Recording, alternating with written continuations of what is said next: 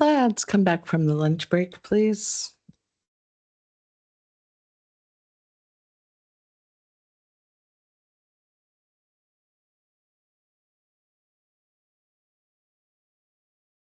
Ms. Tripp, are you calling the next witness? Excuse me, Madam Hearing Officer, I believe we may need to address one, the Sir rebuttal exhibit from OCD if we need to do that. We were planning to do it before lunch, but did not get to it. Was OCD exhibit 34, I believe, Sir rebuttal for Armstrong. Yes, Madam Hearing Officer. And so I know the Sir rebuttal has been filed in response to Mr. Armstrong's testimony during cross-examination yesterday. Mr. Armstrong was able to speak with his staff again to clarify. I think there was a miscommunication or misunderstanding. So it's our position first that the objection was not made during his cross-examination, but we're not opposed to withdrawing or otherwise addressing the record. Yeah, we're not going to rely on that testimony for any purpose in this rulemaking, Madam Hearing Officer, and we stipulate to the admission of the exhibit if that's what OCD wants to do. And Mr. Tremaine and I visited, but if there's some other suggestion that they have, I'm happy to listen to it. All righty. Yeah, I really appreciate the meeting of the minds on this from Ms. Tripp and Mr. Cloutier. I do have to quibble because I did object to the foundation of the statement, but it was to Commissioner Poma's. So I just clarity in the record. We're not fighting over that or the result.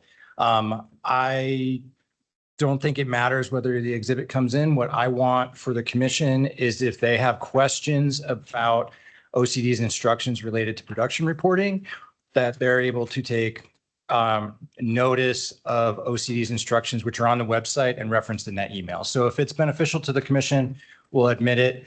No need to belabor the point with the stipulation.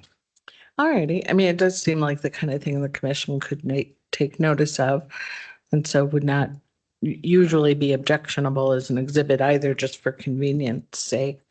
Are there objections to OCD 34? No. All right. It's admitted. It'll just make it more convenient, I think, for the commission to refer to it. Thank you. Mr. Cloutier, are you going to call your next witness? Madam Hearing Officer, IPA&M calls Representative Mark Murphy to the stand. All right. Thank you.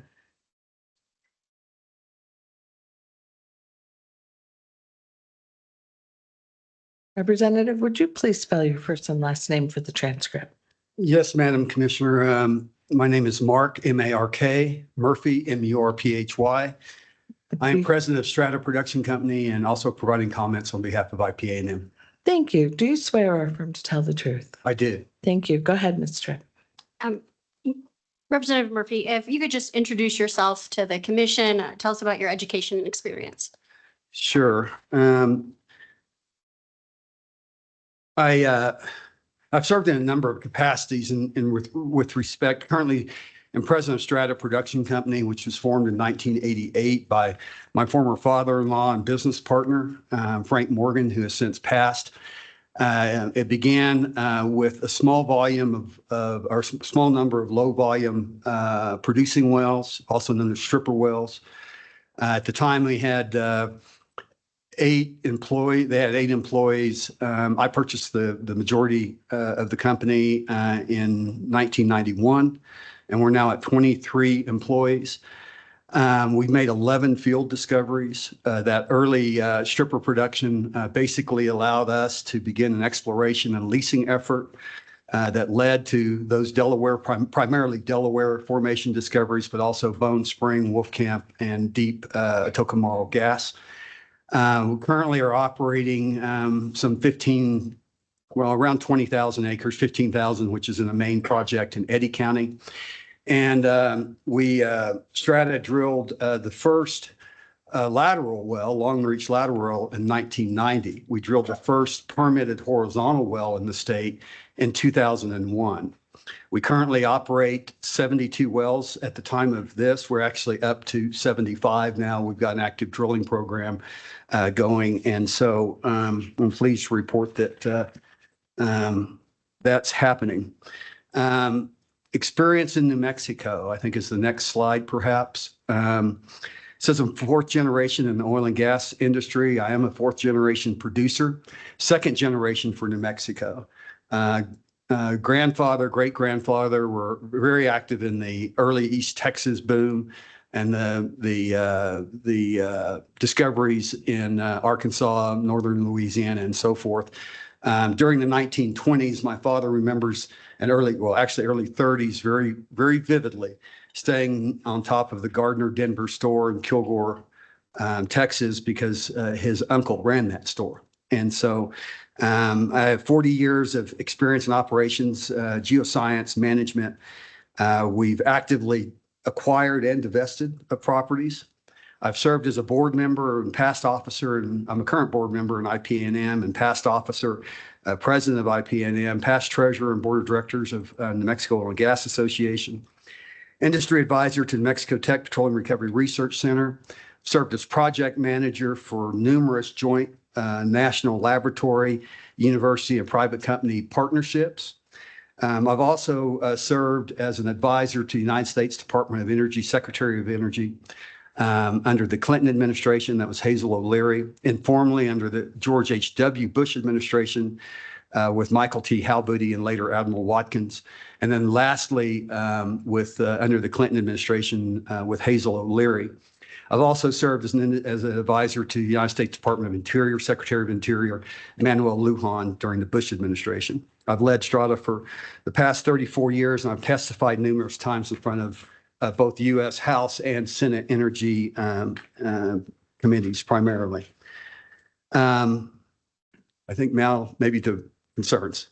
Well, I also wanted to, you mentioned how many wells that Strata is operating. Does Strata also plug wells? We do plug wells. We plug, according to the numbers that I've looked at, we plug 38 wells.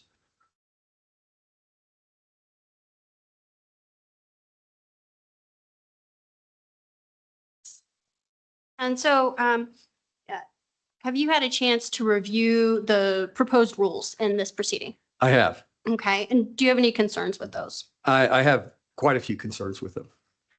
The proposed rule really ignores that 95% of the wells are plugged by industry. The other 5% are paid for and essentially plugged by industry. So we plug 100% of the wells. We may pay private contractors 100% or 95%, but we pay the state the other 5%, and then they pay contractors. So this notion that we're not plugging the wells, we're not cleaning up our messes is simply incorrect. It's just not factually correct, and it shouldn't continue to be stated in these proceedings because it's not right. And so, you know, when we contribute to the conservation fund, that fund kicks off some $100 to $130 million a year.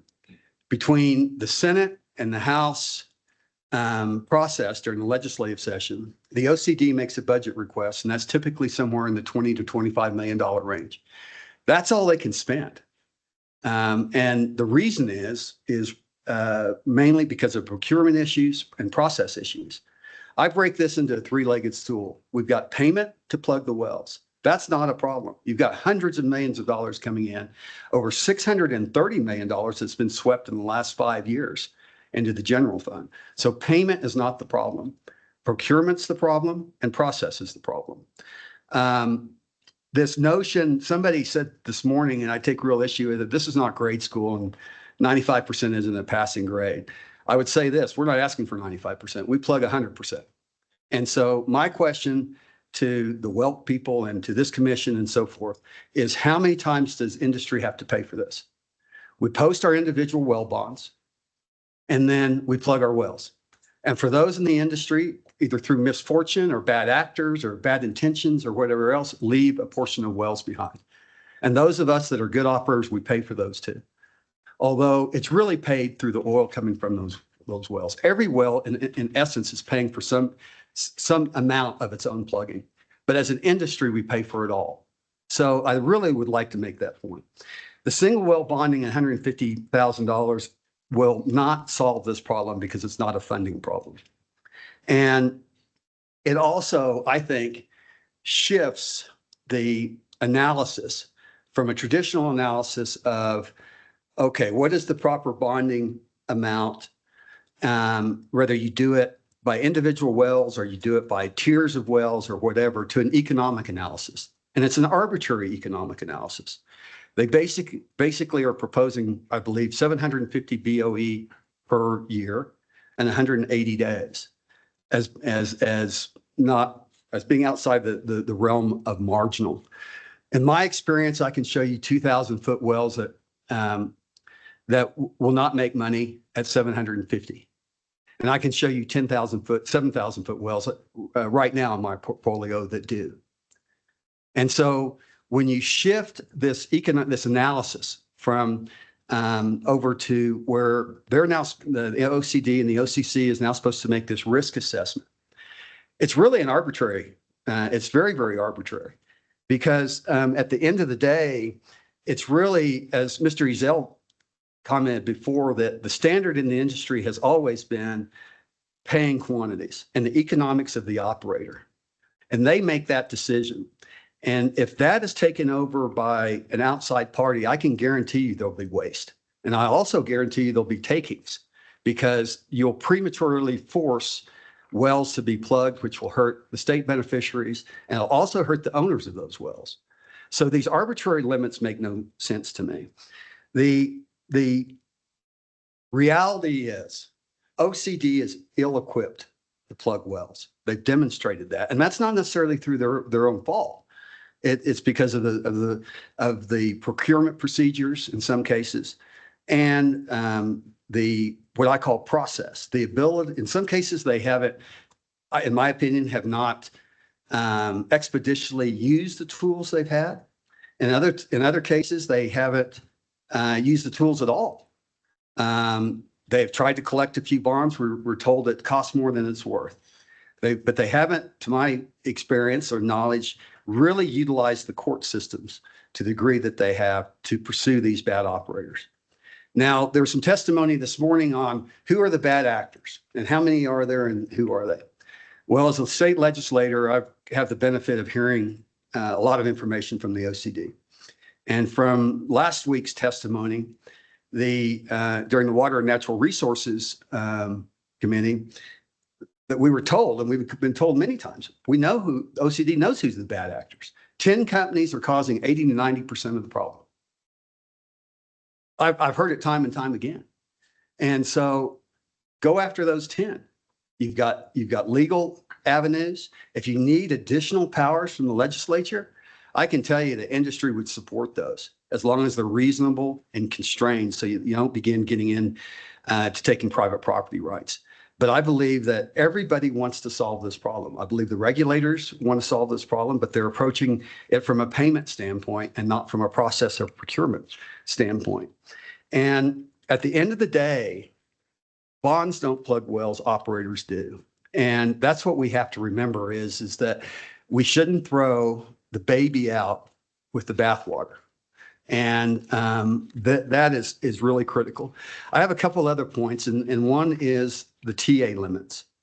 Now, early in my career, I've been involved in numerous secondary and tertiary, secondary recovery projects primarily, and also have looked at EOR projects, tertiary, primarily CO2 projects. These are very, very complicated and long-term projects to put together. And for those of you that don't understand the process, let me give you a quick explanation. Somebody goes in and discovers a field. Well, most likely they're not going to own that entire field. There's going to be multiple leases. There's going to be fee leases, federal leases, state leases. The field is developed and it goes through its primary production phase. Not all of that happens at the same time. In other words, not all those wells are coming online and producing the same volumes in complete sync. So towards the end, towards the point where the field is becoming marginally economic across the board, negotiations are usually started amongst the operators and the owners of that field to see if there's anything else that can be done. Now, let's keep in mind, I heard keep in mind what New Mexico oil reservoirs generally look like. Very few are water driven. There's some exceptions, but they're solution gas drive, and they lend themselves very well to pressure projects such as water flooding and CO2 flooding. And when the well reaches that end of its primary life, it still has somewhere between, depending upon the nature of the reservoir, somewhere between probably 60 and 80% of the original oil in place is still there. And if we don't go after that oil, we've wasted it. And this is the problem with the policy is that the best way to clean up an old oil field is to make it a new oil field.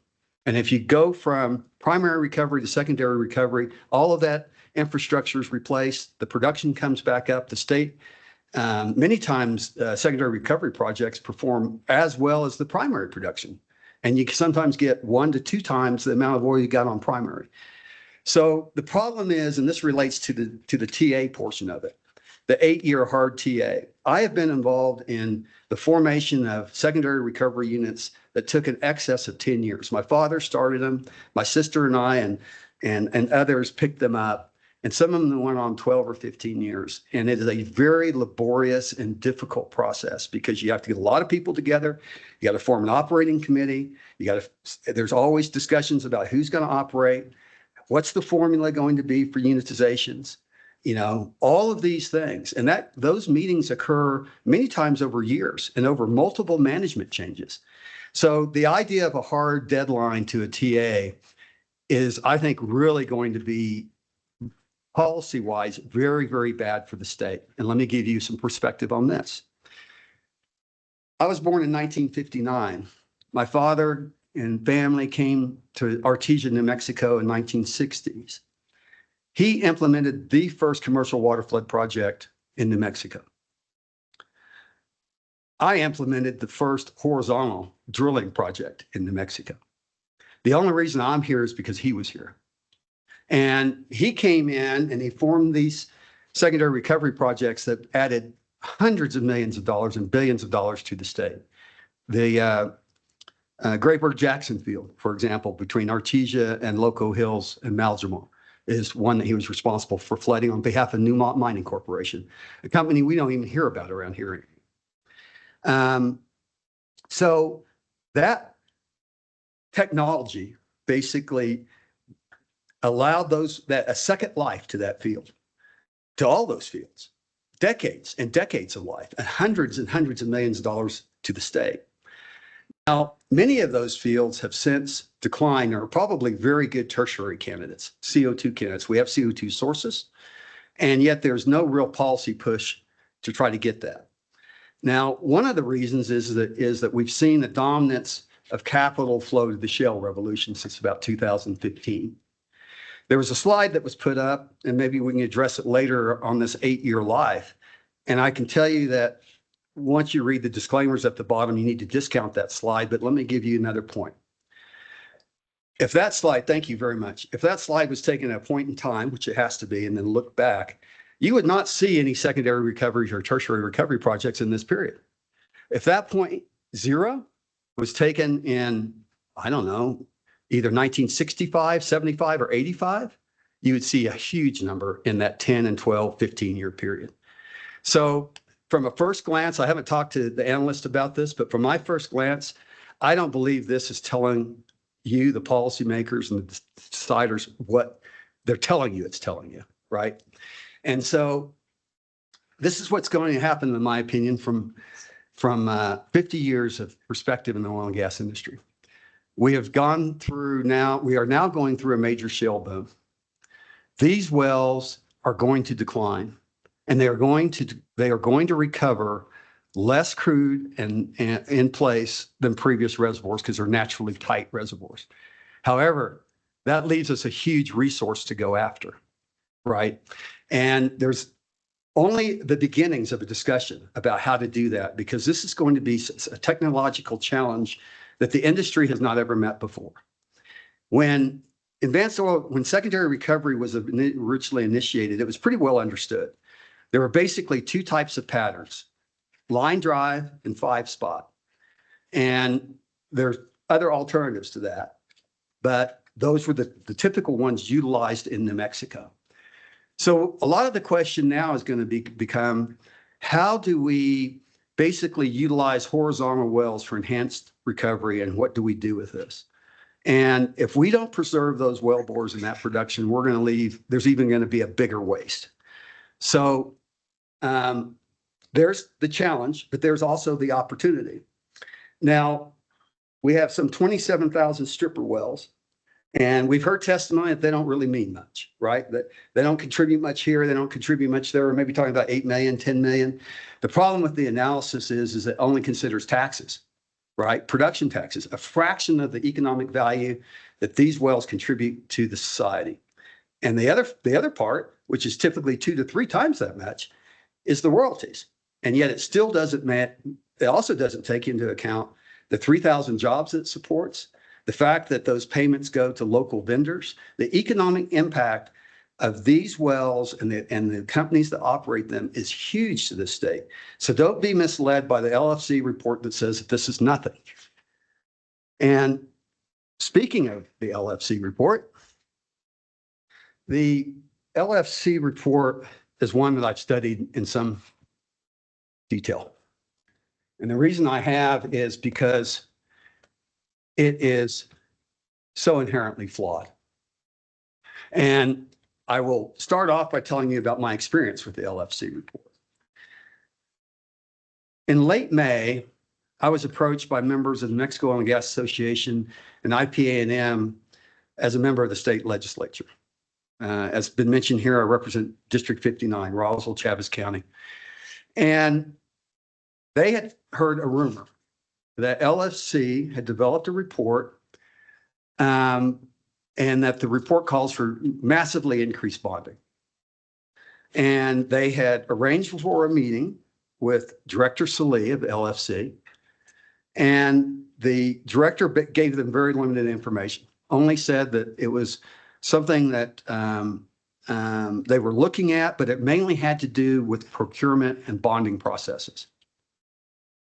They weren't satisfied with that, so they came to me and asked me to arrange a meeting with them. And so I called him. He came over to my office on June 3rd. And I'll read you my notes from that meeting. No member requested an internal LFC group looking for this. It was an internal LFC group that was concerned about the inflow of federal plugging and abandonment dollars. These federal plugging and abandonment dollars were the dollars that were allocated either through the Investment Recovery Act or the Inflation Reduction Act. I don't recall which one, but it's been mentioned here. He told me that it was some $90 million, which is consistent with my understanding, and that it was allocated, I believe he told me, over a 3-year period. But they were getting concerned because they couldn't meet the standards. They can't meet the standards, and that the money might get cut off. And so that was the purpose, the standards of the federal grants, right? That was the purpose of the study as it was stated to me. And I said, Director Salih, I said, this seems to me to be a procurement issue. I mean, if you're talking about not being able to meet these standards, it's because you're not plugging wells fast enough, you're not plugging them right.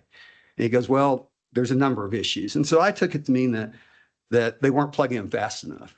And the reason I took that is I also had conversations in DC where people were beginning to voice that perhaps the program wasn't as robust as it should be. Could it be expanded? I then said, well, this doesn't really add up from what I've heard on the street, because I've heard about all this increased bonding. And he said, well, there is a portion of the report that deals with that. We're pretty concerned about 1 barrel a day wells. And I said, why are you concerned about 1 barrel a day wells? What's the threshold there? He goes, well, there's just a lot of 1 barrel a day wells out there, and we're concerned about them. And I said, well, let's talk about that. And he said, I'm sorry, I can't talk to you about it anymore until the LFC reviews our study and approves our findings. And so I got no more information.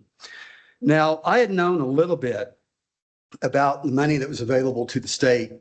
I believe it was back in either I want to say 2022, but it could have been as early as 2021, whenever those acts were passed, and it was clear that there was money in there for the state to plug wells. And when we heard about that, it was okay, if there's really this big, large volume of wells out there that need to be plugged, why aren't they getting plugged?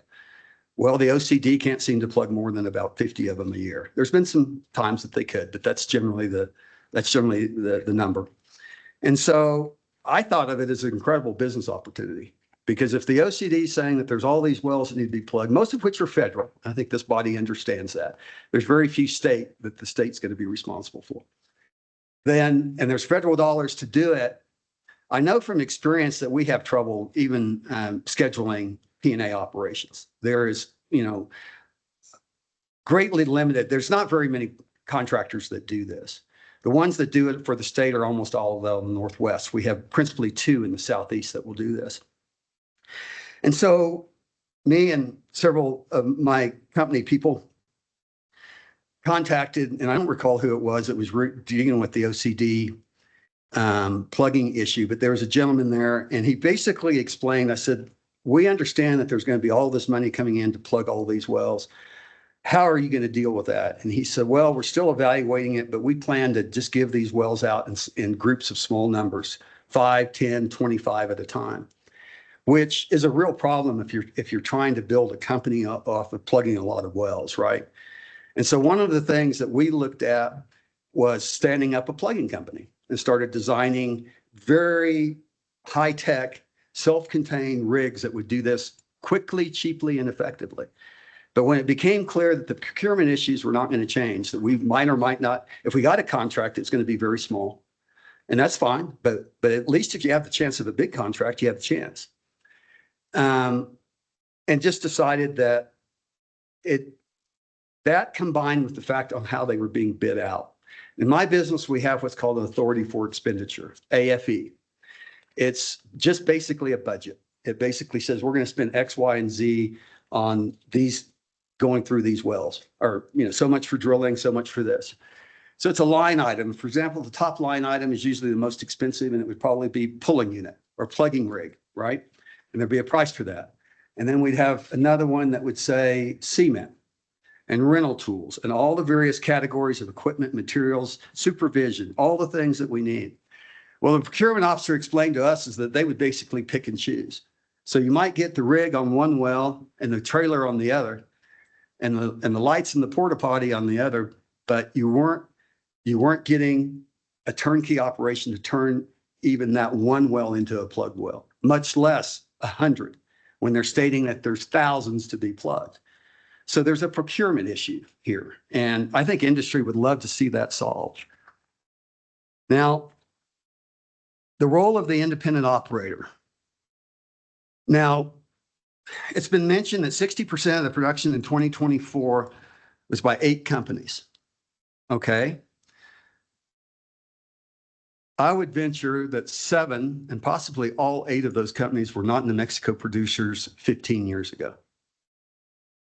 XTO re-entered the basin when we sold them our Nash project. Chevron, Exxon, all of the Oxy, all of the major companies left New Mexico in the late 1980s and early 1990s. They returned through acquisition in the shale boom. So when people sit here and say, well, we really don't need independence because we got 8 guys that are 8 companies that are producing 60% of the production. Well, guess what? Those 8 probably wouldn't have been here without the independent. I've talked about what our company does. We also have been very involved, and I suspect we can get into this when we talk about some of the individual wells that my company operates. But not only have we been very involved in exploration in new plays, as have other witnesses in front of you. You heard from my friend Jeff Harvard. His dad, Lee Harvard, was a well-known exploration geologist and made numerous discoveries. Jeff is now 2nd generation. And while he has operations as I do in New Mexico, I don't think either one of us anticipate that we'll have very many more. You heard from the Hannigans. Michael Hannigan, he's a 2nd generation. His father was very involved, and also his brother, Robert, and son, Rob. And so you're seeing an exodus of companies like mine. And I think from a policy standpoint, you really need to ask, not only what does the impact it have today, but what will the impact it have 5 years from now, 10 years from now. We've also been, as I've described, really interested in the new technologies and have implemented horizontal drilling. And one very underutilized one, and one I'm very familiar with because of my work at New Mexico Tech, is CO2. But some of that work needs to be done in terms of how do we utilize these resources to maximize production and prevent waste, and now a new type of geometry, if you will, with respect to wells. The other thing that we do, and I think this is critical for people to understand, is during the downtimes and the exits of the majors, we maintain the infrastructure. Now, the pipes may not be as full as they are during boom times, but they still have crude oil and natural gas running through them, and they're being maintained.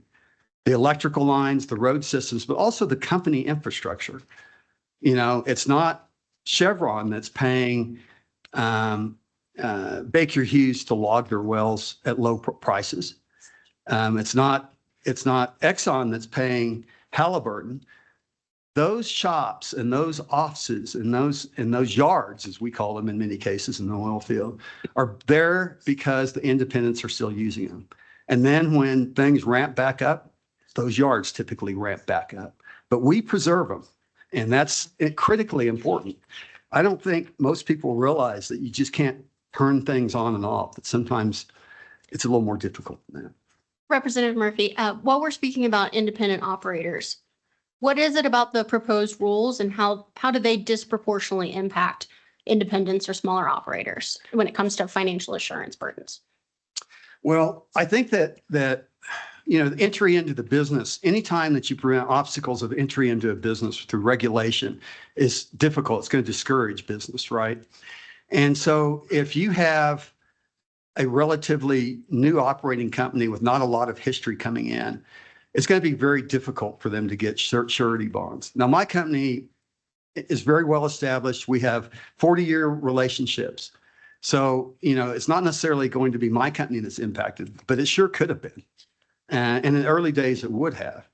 And the main thing is that I think it ties up a lot of unnecessary capital that could better be utilized for either redevelopment of the field, a new exploration idea, or something else. I think what's going to happen is, from my experience, the surety market is rapidly exiting the financial assurances realm in all natural resources, but particularly in oil and gas. The bonds are getting much tougher to get. They're getting more expensive. They're getting more restrictive. And so the small operator in many cases is either going to have to pay a much higher rate, or if they can even get a bond, or they're going to have to put up cash. And in my experience, that's generally what has to happen, or a letter of credit, which is the same thing. Thank you. And I think you've hit on it earlier, but if you could expand on the reclamation fund and the conservation tax and how those two things work together. Sure. It's been well described about how the conservation tax is collected, and then a portion is sent to a reclamation fund. And the reclamation fund stated here is 66 million. Last week at Water and Natural Resources, we were told it's 76 million. So in the last few months, it's gone up almost 20%.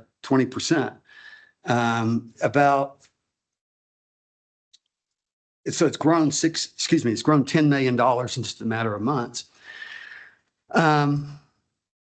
Senator Pat Woods made a really interesting statement. He sits on Senate Finance during last week's committee meeting, and he said, you know, we only send to the OCD what they can spend. And that's been my experience too. I don't sit on finance, but that's simply what I've seen as a legislator. And their request is typically, as a matter of fact, in last week, OCD said their request was going to be for another $21 million, the same as the year before, about the same as the year before. That doesn't tell me that they're going to plug any more wells, and the fund is growing. And so I think there's some real attention that ought to be given there as to why that's occurring. Why send more money to an agency that can't spend what they have? So let's collectively figure out how to fix that. over about 80 to 90% of that fund is swept into the general fund because the legislature can't see it effectively utilized. Since 2019, about just shy of $400 million has been collected. The numbers I have seen is that has been collected and swept, excuse me. The numbers I typically see on any given year average between $100 and $137 million that the industry pays on this tax. And the OCD spends about 20. So when there's testimony to the fact that these are taxpayer dollars, they're not. The oil and gas industry has paid these in for a specific purpose, and they are not being utilized for that purpose. And I see no reason to raise more money for an agency that can't spend what they've got. Now, what I would do, and what I'm working on currently, is making sure that that's protected better than it has been in the past. And just as there's bipartisan legislation introduced last session regarding this issue, there's going to be bipartisan legislation, assuming it makes the governor's call this session on this issue. And it's going to have protection mechanisms in there that will make it much more difficult for that to happen and for that fund to build as it was intended. And the last bullet point, I think, is one that was raised, and that is that we would see, I think they say we calculate in 10 years it'll be $1 billion. I think it'll be $1 billion in 7 probably, but that's my personal opinion. Have you had a chance to look at any of the orphan wells statistics or the abandoned wells information that's presented in this rulemaking? Do you have any opinions? I have, and I understand there's about 350 orphan wells that need to be plugged. I think there's some 1,450, something that totals up to 1,350, perhaps totals up to 1,700 that are federal wells. Now, those federal wells are, of course, being plugged with federal dollars, so they don't impact the state dollars. They're given, that's part of the grant money and other money that routinely comes to the state and has for decades from the federal government, who contracts with the state to plug those federal wells. So there's a relatively small number. I know it was mentioned today about Cano, and it'll probably be discussed some more, but my recollection of this, and it's totally a recollection, is of those 299 wells or so that Cano operated, only a very small fraction were state and fee wells. The vast majority of those were federal wells. So once again, they're not going to fall on the state taxpayer. So at 150,000, we need about 52 million to plug those 349. I think I rounded to 350, excuse me. And we currently have 75 in the fund, with 100 plus coming in every year.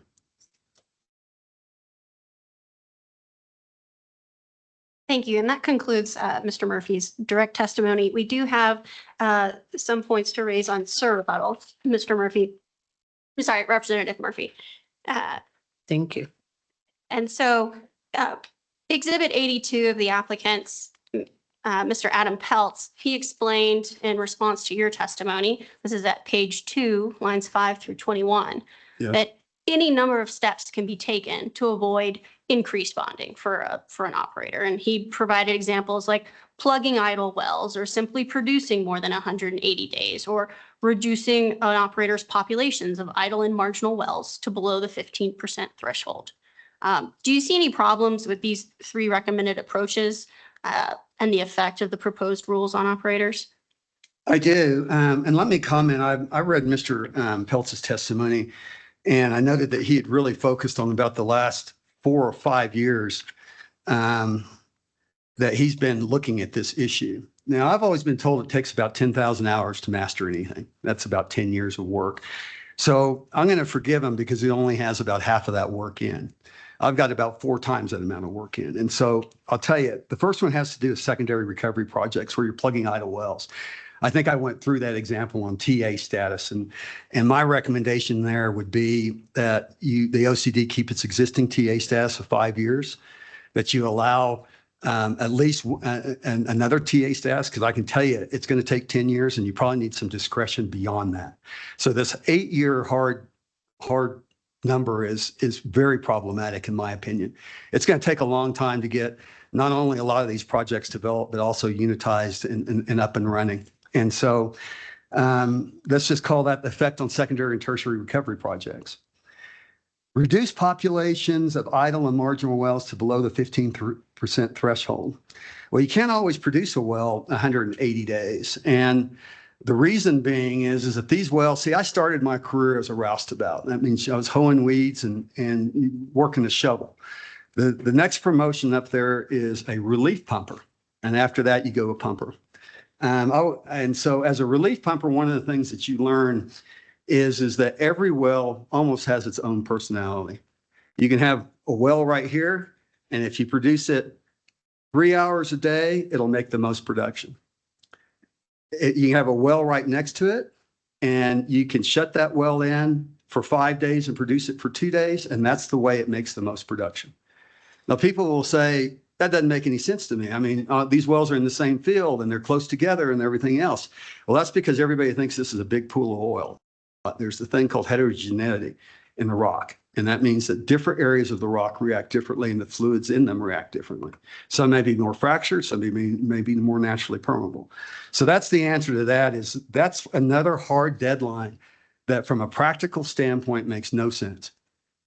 I could shut a gas well in for 200 days and make more gas in a month than I would if I produced it every day. So that's just the reality of the world that we live in. And let's see here. And the last one, reduce populations below the 15% threshold. Well, I think the only way to do that is to either plug or divest. And once again, if you plug prematurely, you're wasting, and divesting of a single low volume well is probably not practical. And then once again, I think they tied back to a 15% threshold, which is, in my opinion, like the 2 barrel a day, as arbitrary as you can get. I mean, once you have, let's say you have a company that has a number of high volume wells, and all of a sudden they hit this threshold, and they've got to put up this bond for every well. It makes no sense to me. So these are arbitrary, and that's a problem. I mean, I think the biggest problem that independent operators, and I suspect all operators in the state have, is regulatory certainty. And we've seen none of that in this state in a long, long time. And that's why you're seeing the exit. And that's why you're seeing some of the reaction to this proposal. So Mr. Peltz, at pages 15 to 16, he also referenced House Bill 133 as a multi-stakeholder process in the fall of 2023 and raised in the 2024 legislative session. Were you familiar with that effort? I was very familiar with that effort. I wasn't directly involved in negotiations, but as one of the gray hairs in the room, I was consulted a lot from IPAM and NMOGA's position about what sort of things might make sense.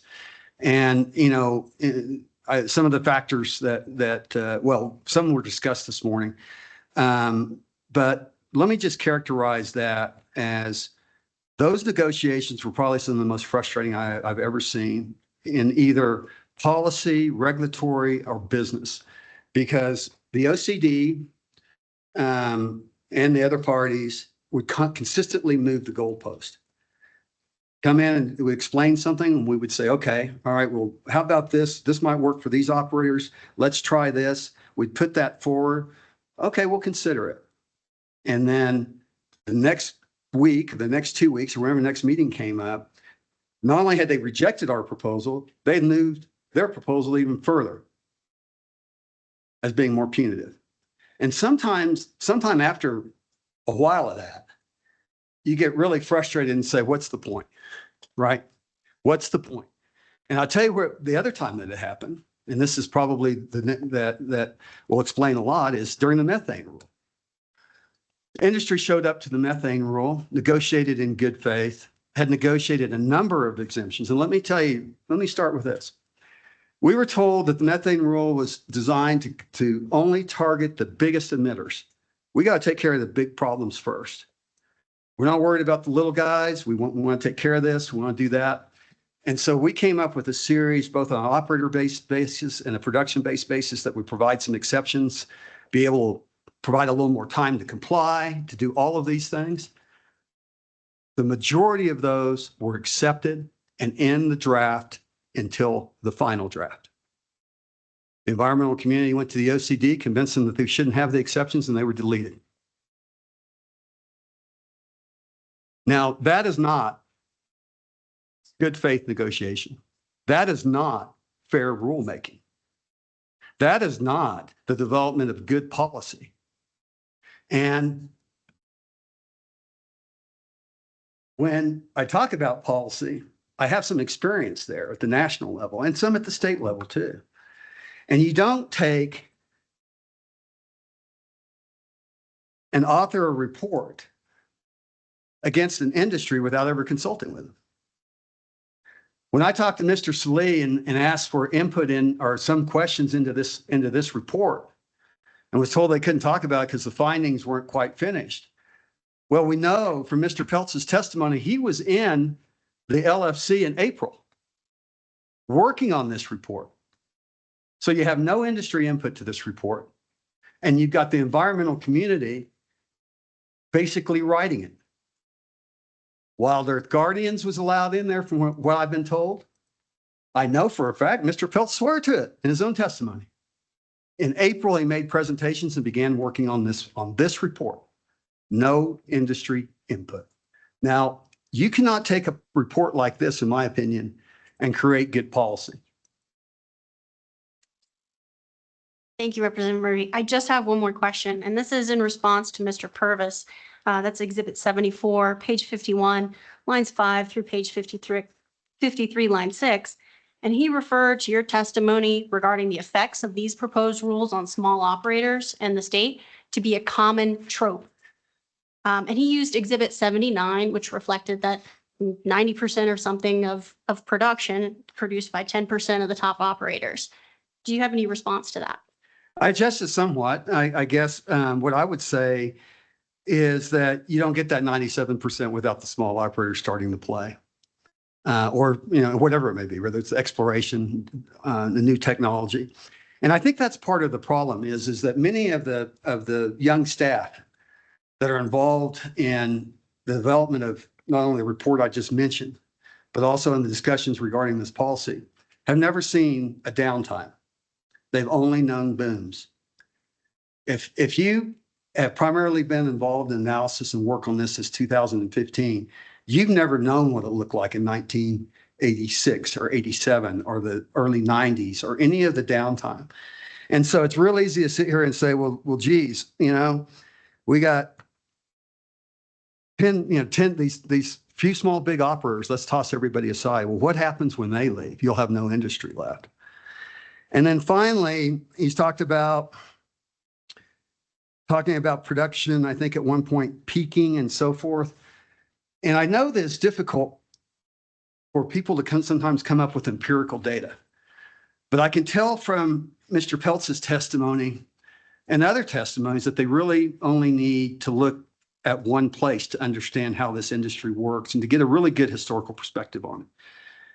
A good friend of mine, Pulitzer-winning prize author, Dan Yergin, has written a series of books. The first one is called The Prize, and it talks about the oil and gas industry from the 1850s up until about the early 1990s. That will show you historically how this industry works, being the independents going back all the way to Oil Creek in 1859 in Pennsylvania. It wasn't a big guy that made the discovery. It was a small guy. And every one of the discoveries after that were small independent companies. The big companies, John D. Rockefeller and Standard Oil and so forth, acquired those companies. And then at some point they had to divest of them.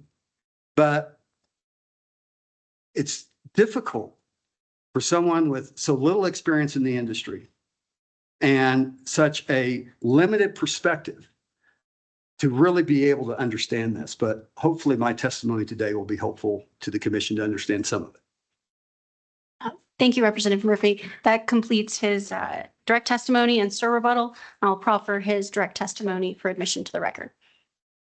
Thank you, Ms. Tripp and Representative Murphy. I'll pause for a moment in the event there are objections. I apologize, Madam Hearing Officer, also submitting his demonstrative slides. All right, thank you. Another moment.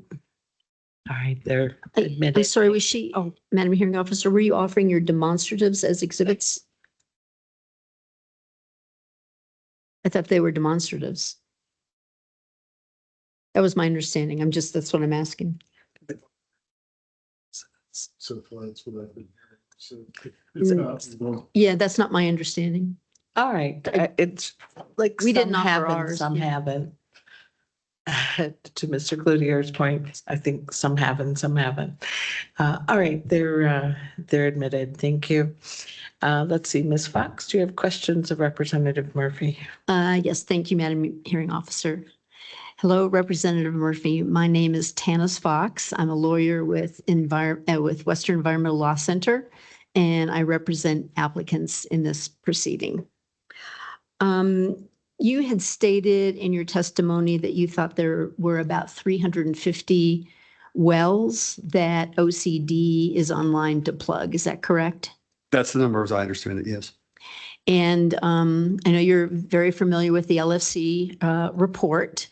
And in that report on page 4, LFC says currently OCD has, oh, and also you said most of the wells, something to the effect of most of the wells that need to be plugged are federal wells, something along that line, correct? I believe the numbers I understand is there's 1,700 wells that are slated to be plugged. 350 are state and fee, and 1,350 then would be federal. So the vast majority of them, about a quarter state, 3/4 federal. Okay, well, let me read to you from the LFC report and ask what you think about that. So on page 4, LFC says, currently OCD has plugging authority for roughly 700 wells on state and private, that is fee lands. The state likely will need to plug an additional 1,400 inactive wells for which OCD has not yet pursued plugging authority. On top of that, there are more than 3,000 wells on state or private land producing extremely small quantities of oil and gas whose expected cleanup costs far exceed their predicted future revenues, increasing their risk of being orphaned. And so isn't it correct that the LFC report is identifying wells that for which OCD has authority or may need authority to be plugged for wells on state and private lands and not federal lands?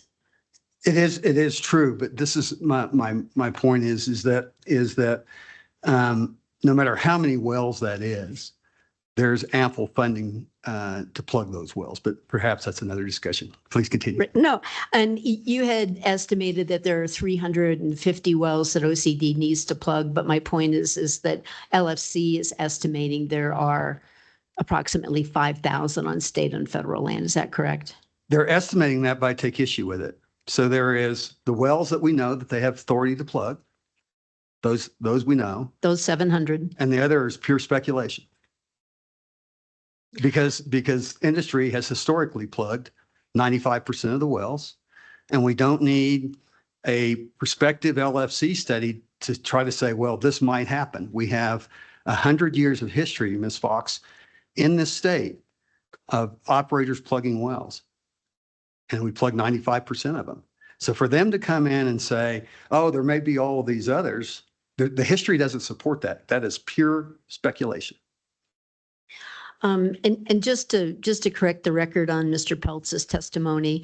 So Mr. Peltz, did you hear his testimony or only read his testimony? I read all of it, heard some of it. Okay. And so if you heard some of it, you might recall that LFC contacted him in April and he gave a presentation to LFC in May. Is that correct? That is correct. And that was the extent of his involvement with the LFC report, correct? He didn't quote unquote write the report, help write the report, correct?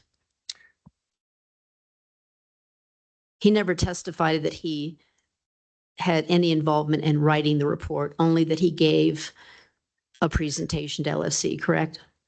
The reason, that's correct in terms of the written testimony, but the reason that I believe there were multiple meetings is I confronted Director Salee over that issue and he would not deny it. So in terms of your written testimony, I'm reading it. It says he was contacted in April, producing a well, gave a presentation in May, and then has also worked comprehensively with the applicants through this process. But it was at least intimated to me that there were multiple meetings, not only with Environmental Defense Fund, but with other WELC participants. Well, the only testimony we have before you is Mr. Peltz's, and that is that he was contacted in April and gave a presentation in May. Is that correct? That's correct. And then did you hear Mr. Peltz's testimony that he specifically asked LFC if industry was being requested to participate in the analysis, and LFC said that industry was? Did you hear that testimony from him? I did not hear that testimony, but he was misled. Thank you for your testimony. Thank you. Mr. Tremaine or Mr. Hall? Mr. Tremaine, thank you, Madam Hearing Officer. Good afternoon, Representative Murphy. My name is Jesse Tremaine. I'm Mr. the Tremaine. legal. Good to meet you. Nice to meet you as well. I'm the legal director for the Oil Conservation Division, and I do have a number of questions for you today. Sure. You just testified that industry is plugging 95% of wells, and I just want to clarify that by that you mean that number refers to the number of well bores that are actually plugged by the registered operators. I believe that the basis of the number, the way I understand it, and I believe I got this from IPA&M, was that you take the total number of wells that are plugged in a year, and you looked at how many OCD or some other agency plugged and how many the operator plugged, and we plugged the industry plugged 95%. So that's Okay. how I get to the math. Thank you for that. That's really helpful because I think we're working, so you're working backwards from how many you've been able to review that OCD plug. So I just wanted to clarify that the 5%. Non-federal wells, by the way. Well, we're going to get to that. So, Okay. We'll get there. Okay. That the 5% number is after a review of how many wells were plugged pursuant to the state's orphan plugging program, whether that's the rec fund or, right? Correct. Okay. Would you agree that there's approximately 63,000 wells in New Mexico right now? That's my understanding. So you had represented some different numbers, but if the status quo of a 5% of wells getting plugged pursuant to a state plugging program persists, we're looking at about 3,150 wells that would be plugged on the program based on the existing portfolio of active and producing wells. Would you agree? I would agree with that. Okay. Just a few minutes ago, you clarified that you believe, and I don't want to misstate your testimony, Representative, but I want to paraphrase here. I think you said that the production thresholds for either marginal wells or the presumption of no beneficial use or both were arbitrary. Is that accurate? It is. Okay, so you're testifying that production thresholds as a definition or the criteria to define different categories of wells is not acceptable or appropriate. I believe it's arbitrary. I don't think it's reflective of the reality. And I can tell you when I saw that number, I pulled our production. We have 4 wells that might fall in that number, depending upon what period you average. Both were less than, I think 4 were all in the 700 BOE range. We would not have, those wells would not meet, they produce more in 180 days. So it wasn't an and, right? But under that definition, you would say, okay, these are we have 2 federal wells, 2 state wells, part of a 10 well package, 10 well field. Those 4 would qualify from a production standpoint as being marginal, yet they are not marginal. They make money every month. Yeah. I And so understand. I understand. My point is that we have real world examples of production below those thresholds being economically viable. And I've got real world examples of a shallow well that would exceed that and not be with it, that would be uneconomic, and a deep well that'd be less than that would be economic. So Okay. I believe it's quite arbitrary. Yes. Okay, quite arbitrary. Thank you for that. So Representative,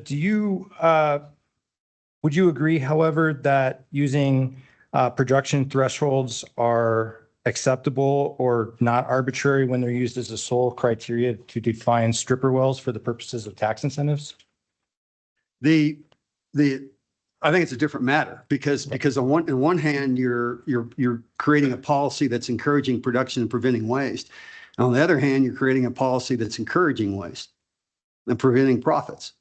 So they're not the same at all. Well, Representative, I didn't ask you about the endpoint policy. I asked you about the use of the production threshold as the sole criteria for defining a category of wells. I don't know how the tax IRS drafts all that. I know what the numbers are, but I don't know all the. Well, it's TRD, so it's New Mexico, and it's under New Mexico statutes annotated 7-229B-2 L1 and 2, which defines for the purposes of tax incentives in certain instances for stripper wells, that stripper wells are defined as those wells producing less than 10 BOE per day. And I'm sorry, I'm not an attorney, but the citation you're making, is that under the Oil and Gas Act? No, sir, it's Okay, under the tax Oh, code. okay. So All right. Well, I could show it to you, but I'm not trying to belabor That's the okay. point. I'm not a tax expert, so it'd be a waste Yep. of time. Just trying to get the distinction of that. It's a common use in New Mexico to define categories of wells by that. Thank you. Representative, do you agree that legislatively approved funds in the reclamation fund specific to plugging expenditures have increased substantially from approximately 3.5 million in fiscal year 20 to almost 18 million in fiscal year 25? I believe, yeah, I think I've seen numbers similar to that in LLC. I can't swear to those numbers, but the trend is probably right. And would you agree with me that OCD's related expenditures for well plugging have kept pace with those approvals? I'm sorry, repeat that. Would you agree that OCD's expenditures for well plugging through use of the reclamation fund have kept pace with those approvals in their respective fiscal years? So what you're saying is OCD proportionally plugging the same number of wells relative to the dollars? Has their plugging program grown in along with the resources that were available? That's one paraphrase, sure, yes. Okay, then yes, I would agree with that. But they seem to be capped at that level. Okay. Representative, can we agree that OCD should focus its enforcement efforts on those operators that are substantially out of compliance? Yes. Okay. On page 12, lines 8 through 10 of your direct testimony, you testified that New Mexico does not have an orphan well problem. I want to make that as a foundational statement. Do you agree? I'm sorry, page 12? Page 12, lines 8 through 10. Yes, I agree. I agree that that's my testimony. Okay. And do you agree that in part you support that statement by pointing out that New Mexico does not have a definition of orphan well? Yes. Okay. And further, Representative, you distinguish inactive wells from orphan wells. Yes. Would you agree with me that once a well has been inactive for more than 12 months, it must be plugged within 90 days according to OCD's current rule? I don't know the answer to that. Okay. Do you dispute it? I would in a sense, because I think there's other, I think we've had wells that have gone longer than that, either because it may not have been under temporary abandoned status, but we had a retrievable bridge plug in there. And so maybe it did go a period. Maybe we were talking to the OCD inspector about why we were doing what we were doing. So there could be a lot of exceptions to that, just from a practical experience standpoint. I don't have any way to dispute what the rule says, but I can only describe what happens. Okay, so you're testifying that there could be reasons why there would either be enforcement discretion or perhaps wells placed in approved temporary abandonment or something else was going on. Sure. We agreed on. Okay. can I show you the existing rule? Oh. Looks like I have lost permission to share screen. If I could request that again, I'll come back to this. Representative, would you agree that OCD may issue what's called a notice of violation for any under the existing rule for any wells that are required to be plugged by the rule, but the operator has failed to plug them? I would agree with that, yes. Okay. If the division, you go back here real quick and back to my previous question. So sorry, I have pop-ups on my end. So Representative Murphy, I just want to highlight here that 19.15.25.8 B states that the operator shall either properly plug and abandon a well or place the well in approved temporary abandonment in accordance with 19.15.25 NMAC within 90 days after. And here it says under 2, a determination that a well is no longer usable for beneficial purposes, or 3, a period of 1 year in which a well has been continuously active. So I just wanted to clarify as a foundation for my question that under the existing rule, that requirement exists, notwithstanding the clarifications or exceptions that you highlighted. Would you agree? Sure, I would Okay, agree. thank you. So Representative, if the division issues a notice of violation and brings an enforcement action for inactive wells, do you know generally what happens to the wells that are referenced in that notice of violation? Only generally. Would you agree that it's possible that they could be plugged by the operator? I would. They could also be plugged by a third party, Yes, and they could be plugged by the division. correct. Okay. Have you reviewed any of OCD's inactive well NOVs or settlements? No, I think only the ones that may have been in the media, but no, I've not gone into the OCD records. Okay. So as you sit here today, are you able to testify as to a percentage or number of the wells that after the necessary enforcement action end up getting plugged by the Oil Conservation Division? Do I know that percentage? That's No. my question. No. No. Okay. And similarly, again, not to belabor the point, but likewise, you wouldn't be able to testify as to the number or percentage of wells after necessary enforcement action that are plugged by a third party pursuant to a plugging demand made by another agency, such as the State Land Office or BLM. No, I don't know those percentages, but I guess I would have to say that whatever they are, Mhm. those funds are being provided by the Reclamation Fund to plug. Just as the 3,100 wells that you mentioned earlier, some potentially $450 million under a worst case, Right. would also be plugged by the Reclamation Fund. And it would generate enough money to do that in less than 4 years. So I understand the distinction, Representative Murphy, but I have to ask, Sure. is it within this commission's power to increase the appropriation from the Reclamation Fund for use by the division? It is not, but it is within the power of the commission to direct the OCD to request a higher budget amount. And if they can demonstrate that that budget amount would be utilized, they would get it. Thank you. Thank you for that. Representative, did you hear the testimony of Deputy Director Brandon Powell? No, You were traveling, I take. I believe I was, yeah. Okay. So have you had an opportunity to see what is listed and admitted into the record as OCD Sur Rebuttal Exhibit number 33? Have you seen? You know, it before? I believe I've seen a version of this somewhere, yes. Okay. And this is a list of all operators, and this is in the record, so there's no Sure. no attempt at trickery here, Representative. But Mr. Powell testified that he pulled this list, and it represents operators who have submitted no production reports since August of 2024. Okay. So I guess what I'm getting at here is that according to Mr. Powell's data and testimony, we have 113 operators and 2,318 wells for which there is no production reported for over a year. Will you accept that as a premise? Sure. Okay. And so based on my earlier questions in our discussion about the current rule, 100% of these wells are out of compliance. Do you accept that? Okay. And Sure. so and I want, as a caveat here, I just want to be clear about what the record says and what it doesn't. This includes federal wells, and this includes some operators that are already on OCD's master reference spreadsheet. Okay, so it is overrepresentative of what OCD may take enforcement actions for. Nevertheless, there's still close to 100 operators on here who are 100% non-compliant.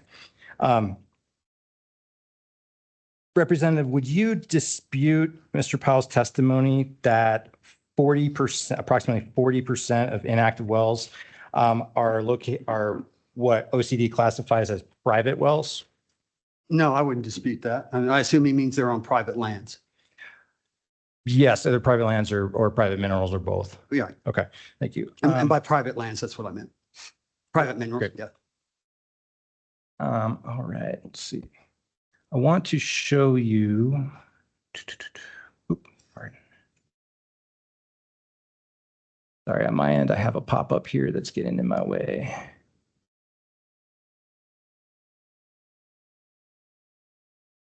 Pardon. All right, so there's been a lot of discussion about the reclamation fund, and I just want to clarify here, particularly with your experience as a representative, that when we look at what the reclamation fund may be used for, that the statute indicates in part that the division may use the reclamation fund for the purposes of employing the necessary personnel to survey and abandon wells, well sites, and associated production facilities, and preparing plans for administering and performing the plugging of abandoned wells that have not been plugged or that have been improperly plugged, and for the restoration and remediation of abandoned well sites and associated production facilities that have not been properly restored and remediated. So just as a foundation. So Representative, do you agree that the reclamation fund may be used to plug and abandon both wells and associated production facilities? Yes. And it may be used for surface reclamation and remediation activities, correct? Yes. Okay. I also want to point you down here I'm going to highlight the section here. And among other things, 70-2-38B states that the division may order wells plugged and well sites and associated production facilities restored and remediated on federal lands on which there are no bonds running to the benefit of the state in the same manner and in accordance with the same procedure as with wells drilled on state and fee land, including using funds from the Oil and Gas Reclamation Fund to pay the cost of plugging. So, Representative, is my understanding of the legislature's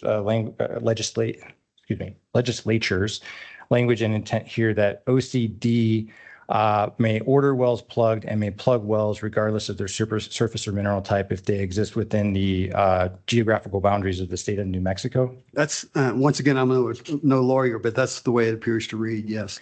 And I just want to be clear that we had just talked about remediation reclamation. Is it consistent with your understanding that neither the petitioner nor OCD are proposing to base financial assurance for the single well financial assurance on either reclamation or remediation costs?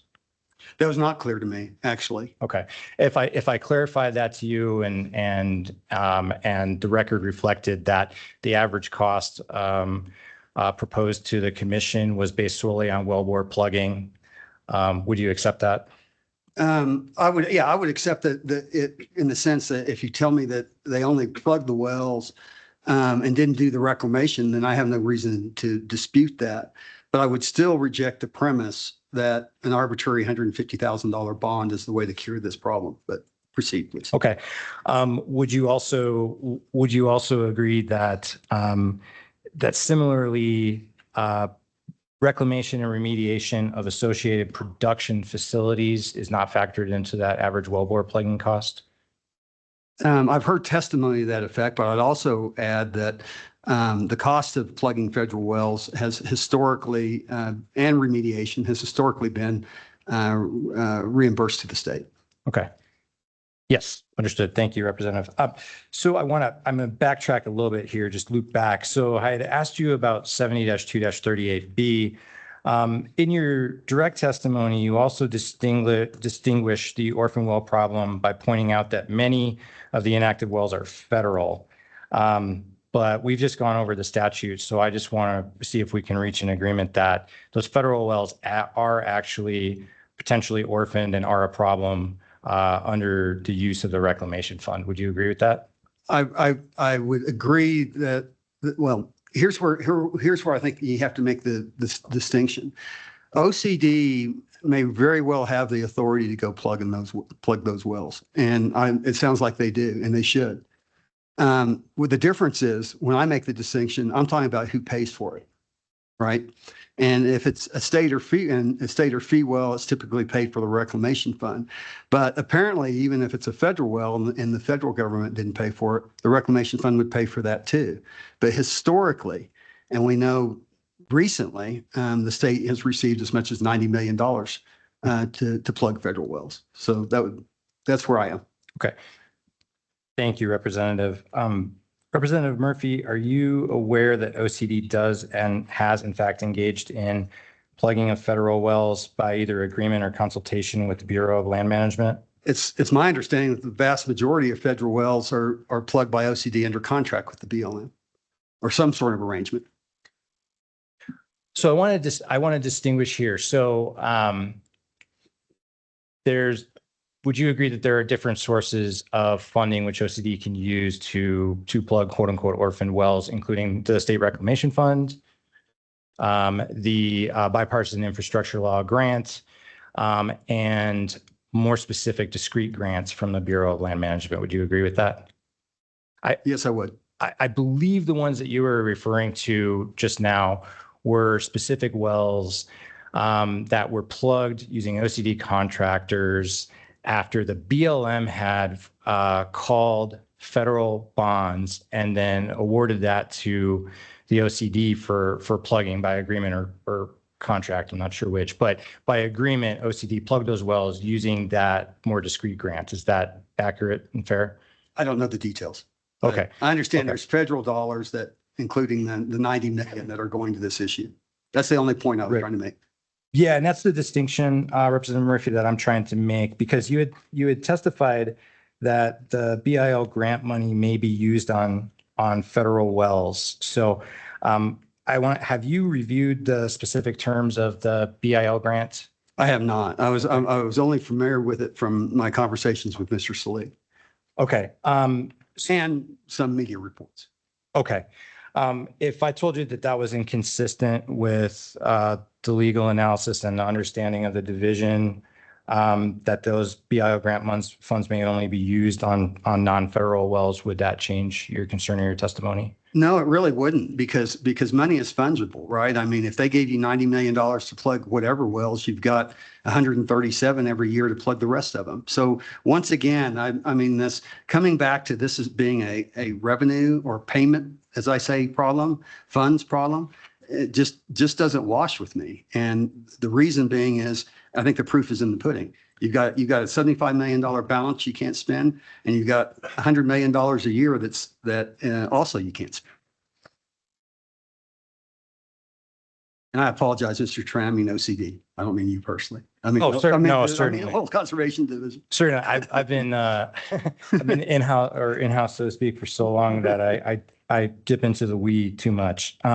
So, Representative Murphy, in your direct testimony, you had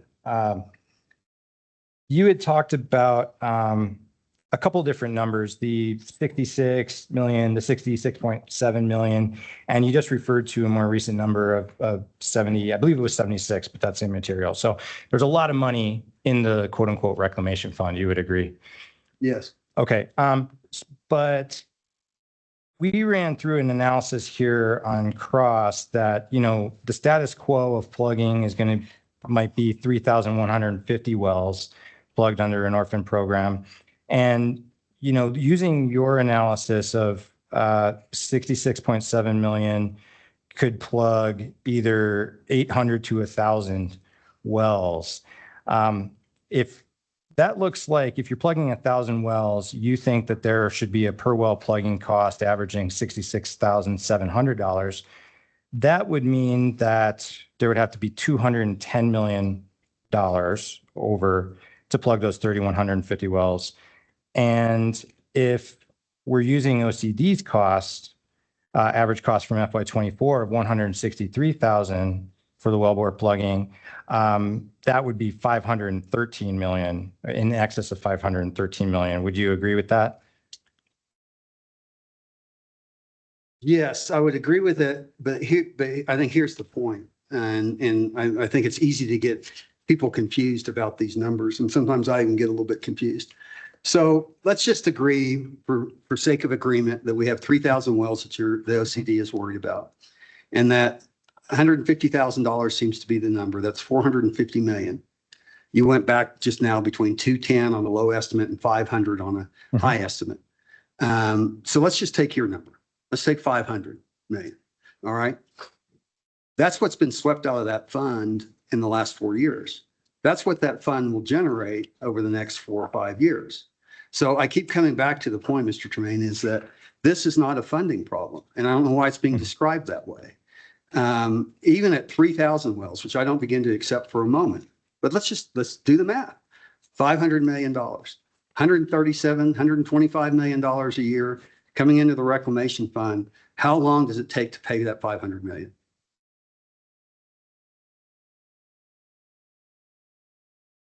It's not, 4 years? I don't get to, okay. Okay. Great. Well, I understand the point you're trying to make, Representative. I have kind of a different, a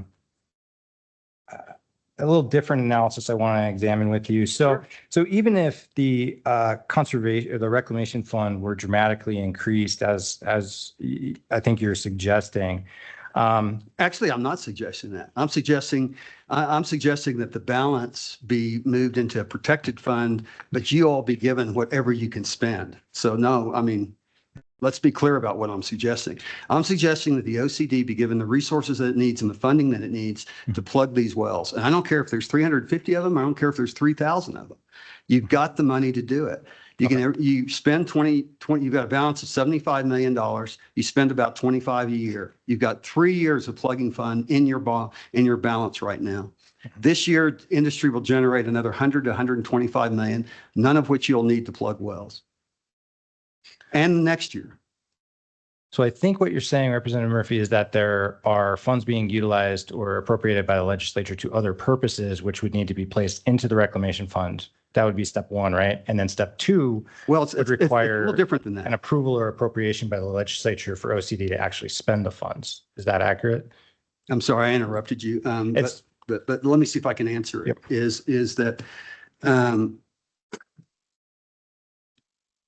legislature by nature is not going to give any agency more money than they can spend because there are so many perceived needs for that money. So when you submit a budget for roughly $21 million a year and say, this is what we need to plug wells, that's what they're going to give you. And that's what you've gotten. Now, you say over a period of some years, you're going to need roughly another $425 million. And that will be there in that fund because historically it's been generating that. And there's no reason to believe that it won't continue to generate that. And so I'm not sure we're miscommunicating here, but maybe you can help me. No, sir, not. I don't believe we're miscommunicating. I think it's different perspectives. I'm trying to get at something else. So Okay. let's talk about. Let's say that hypothetically there are no procurement problems. There are no recruitment problems. We can get every staff that that is necessary to administer the increased fund. And let's say that tomorrow the division went from, I believe your number was plugging an average of 50 wells per year. Say tomorrow the division went to plugging 200 wells per year like that. All right. Just no other problems. If we're talking about 3,150 wells, that's going to take us, 12 to 15 years to plug all of those wells, assuming that OCD was able to instantaneously ramp up everything to the point of where everything that you're asking us to do was entirely possible with no restrictions. See, is that fair? Mr. Truman, I think you could plug 500 wells a year with a robust plugging industry. And that's what I was trying to get to before. We were hoping to be part of that industry. But that opportunity doesn't exist because of these procurement issues. So, I mean, we designed our rigs, from what I recall, is we figured one would plug 50 wells a year. About one, a little less than one per week, or a little more than one per week, given holidays and so forth. And we planned for a minimum of 2 and up to 4 rigs. So we'd be able to plug, just my company would be able to plug 200 wells a year. Assuming that there are other companies out there that would do the same thing we were doing, which there would be, then you would be up to probably 400 or 500 wells a year, and you'd have your problem solved very rapidly. Representative, I greatly appreciate the vote of confidence and being able to plug 500 wells That's a year. what happens when you engage industry. Well, And when you ignore them, we end up in a room like this. well, how is, Representative, how is that going to work? I mean, where are those OCD staff coming from? Well, you know, we talked about this in committee, and I was assured that you all could get it because of all the federal employees that are going to be laid off. As a matter of fact, that was a direct quote from, I don't remember care if it was Ben Shelton or one of the representatives at OCD. I'm not going to mischaracterize it, but I asked that question. Can you ramp up? Oh yeah, we can ramp up. So there's your answer. Well, Representative, I would submit that there's a distinction between ramping up, even aggressively ramping up, and multiplying the current capacity, as you stated it, by 10 times over a short period of time. Well, I can only speak to what we planned, right? Okay. And so from our company business plan, we would have ramped you up 4 times. And I have a hard time believing that once somebody sees that opportunity, we wouldn't have a lot of competition. And so it goes back to process. And that's, we've talked about procurement, but we haven't talked about process. And I don't, once again, I'm not a lawyer. I don't know what your constraints are within the legal framework, but I know this, that you've sued companies before, you've won in district court, you've taken over their wells, and I believe you plugged them. And my question is why haven't the OCD done that more aggressively? Why haven't they done it sooner? And why aren't they doing it more? And if that's not adequate, if you need more authority from the legislature, then please come to us and tell us what you need. I don't know if you need some sort of emergency power. Once again, I'm not a lawyer. You need some sort of emergency powers to expedite things. But that's the process problem. You don't have a pool of wells big enough to really be very concerned about. And that's why I say you don't have an orphan well problem. What you've got is speculation that you might have an orphan well problem, which runs into 100 years of industry history, which says that you won't have an orphan. But if you do have an orphan well problem, you're going to have $125 million a year to solve it. Would you agree that we have an inactive well enforcement problem? I can't speak to that really. I mean, I look at your list and it appears that you do. You know, I can't, we don't have any inactive wells. Well, we may have one that we're waiting to be plugged in NM3, I believe may be inactive, but it'll be plugged soon. So I don't have a lot of direct experience with that. But according to your numbers, it does appear you do. Well, Representative Murphy, I greatly appreciate the vote of confidence and the blessing to more aggressively pursue inactive well enforcement. I guess I am struggling with the apparent presumption that if we more aggressively pursue inactive well enforcement, that we won't simply be adding wells, a substantial number of wells to the orphan well list.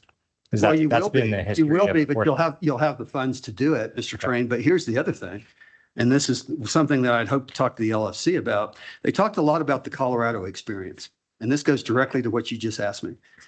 In Colorado, and this is one thing I wanted to talk to them about. It's interesting they mentioned the Colorado experience, but they fail to include the impact of that experience, right? They fail to include the fact that 2,000 wells were added to the inactive well list immediately, or the orphan list, or whatever it was. And so under your numbers, the state immediately picked up $300 million of liability at $150,000 per well. So if you pursue the $150,000 per well, you're absolutely, and maybe that's your point, is that your process, is that you want to force these people out of compliance so you can expedite the process to get it. All I would say to that, if that's where you're headed, there's a lot easier ways to do it, and the legislature could probably help you with that, because we want this process solved as well. And the industry wants this process solved as well, because quite frankly, as an oil and gas operator, I'm sick and tired of hearing about how we're not cleaning up our own messes when we pay to clean up our own messes. That's insulting to me. And it's not true. And so, So Representative Murphy, the reason you say that is because of the existence of the reclamation funds. correct.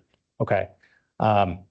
And so again, last question here, Representative Murphy, I think the sum total of our discussion today, and my understanding of your recommendations is that you think that the OCD or commission should wait for the legislature to take action in one of the future sessions. Is that fair? I would welcome, as a legislator, I would welcome a dialogue. OCD's never come to me and said, hey, will you help me? Will you help us fix this problem? And I know the legislature feels very strongly, both sides of the aisle, that this issue needs to be addressed. There will be a bill. I don't know if it'll make it up on the call or not, but it will be bipartisan, as the past bills have been. I can't predict what that will do, but I will say this: we should have some optimism, because when Meredith Dixon and myself and Rod Montoya and a few others proposed 403 in committee, it came out unanimous. Matthew McQueen, the chairman, worked closely with me in making that bill a good bill. Vice Chairman Sariana did the same thing. And for those of us that are familiar with the Energy and Natural Resource Committee, that's a pretty rare feat to have a bill come out unanimously. Unfortunately, it came out late, and we couldn't get it in front of Finance Representative Linte's committee in time. But there seems to be a lot of bipartisan support for this approach. And I also feel like it's the proper venue. And I'm, once again, not a lawyer and don't mean to get into whether you have the jurisdiction or you don't. I personally believe you don't, but I'm not a lawyer. But I will say this is that I think the people, the early leadership of New Mexico recognized how important oil and gas is to our economy, and put some real constraints on what can be done to this industry, and largely retained a lot of that power within the legislature. And I believe that this is such an important issue, and it could have such a huge impact on this state, that that's the body that should be debating this. And it bothers me that an applicant who has a mission statement of working to end oil and gas leasing and drilling on our public lands, that is on the website of the Environmental Defense Fund, had so much influence in the report that's driving this hearing and driving this action. And I think that from a policy standpoint, that's a very dangerous thing. Representative Murphy, the legislature has, despite bipartisan support, not taken any action to address this issue or finalize any action to address this issue in the last several years. Would you agree? I disagree. Legislative process moves at the pace of the legislative process. There was a lot of discussions and everything under 403, and there was a lot of movement. If you take what happened at 403 to my bill, our bill in this year, I mean, it made it through a hearing. We had a similar bill that advanced on the Senate side. I think there's a lot of legislative process that's being done, and there's a lot of debate. And quite frankly, there's a lot of thought going in to how to solve this problem without jeopardizing a very, very important industry. Thank you, Representative Murphy. No further questions. Thank you, Mr. Tremaine. Mr. Birnoff, do you have questions? Good afternoon, Madam Hearing Officer. I'll be representing the commissioner this afternoon, at least for a little while longer. Chris Grazer should be joining later. Our schedules are in flux. I just have a couple of questions for Representative Murphy. Good afternoon. Representative Murphy. My name is Richard Moore. I represent the Commissioner of Public Lands and the State Land Office. Good afternoon. In It's nice your to meet you. Nice to meet you as well, and thank you for your testimony this afternoon. In testifying about the number of orphan or inactive wells on federal versus state or private land, you used Cano Petro as an example. Is that correct? Actually, I was referring to previous testimony by the commissioner, I believe, because Cano came up, and so yes, I was referencing that. But I believe that you testified that Cano Petro only has a handful of wells that are not on federal land. Is that correct? My understanding is there were roughly 299 wells, somewhere around 300 wells of Cano, and the vast majority of those were federal. That's been what I've been told. I'm just going to share my screen here quickly. This is, are you familiar with the inactive well list? I know that's come up. I am. So having then searched for inactive wells on Cano Petro, this were the results. Would you characterize? So you mentioned that you're familiar with the list. You're familiar with what the F and the P stand for under lease type and surface owner, correct? Yes. Would you looking at this inactive list for Cano Petro, would you characterize the number of wells that are indicated as private lease or surface owner as merely a handful? No, I wouldn't. I would say that there's, just glancing at it, and I haven't counted it, but to be fair, it would probably be a mix of mostly federal and private. I see very little state on there. However, I would also note we're getting down to quite a few of the federal, but regardless of whether they're federal and they're paid for federal, even if they're private, federal or state, as was established earlier, the reclamation fund's available to plug them. So whatever number of wells there were or are, there's ample funding. Well, thank you for your answers and your testimony today. That is all the questions that I have, and I'll pass the witness. Thank you, Mr. Moore. Thank you, Mr. Moore. Let's see, I don't believe we have Ms. Nanasi. Mr. Maxwell is May I at the recommend, polls. What? may I recommend a mid-afternoon break at this point Oh, before we move on? Yes, absolutely. Thank you so much for the reminder, Mr. Chair. Let's come back at 3.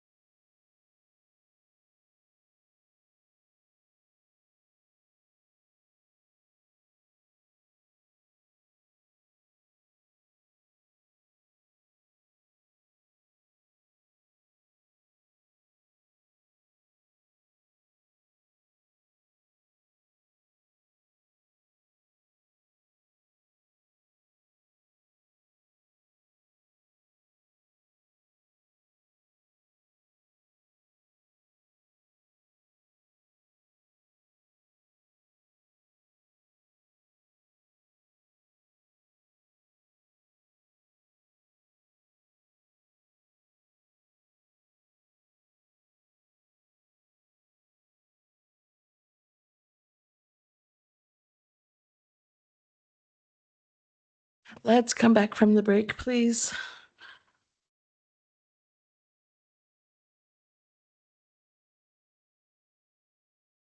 Let's see. Can I get a witness? Okay. I'm not sure he understood we were coming back from the break, but that's okay.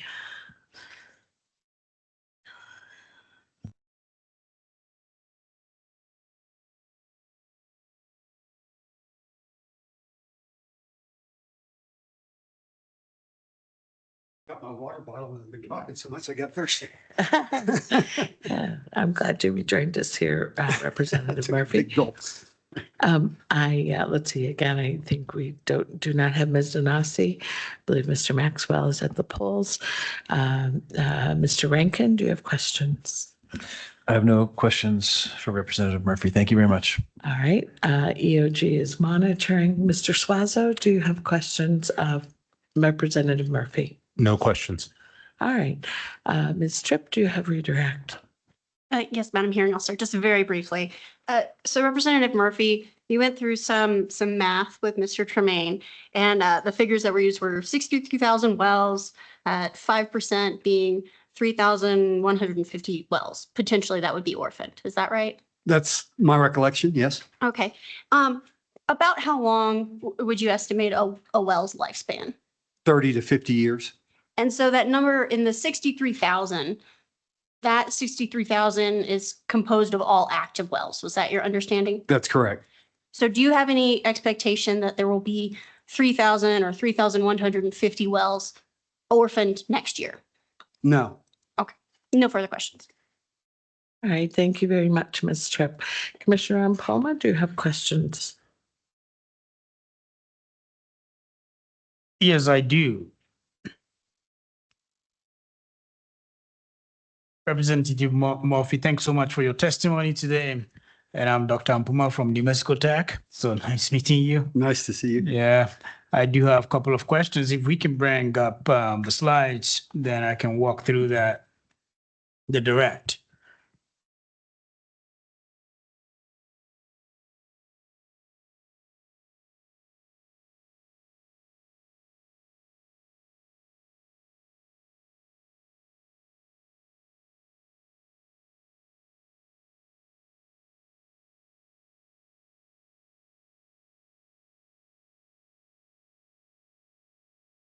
Let's start from slide number 3.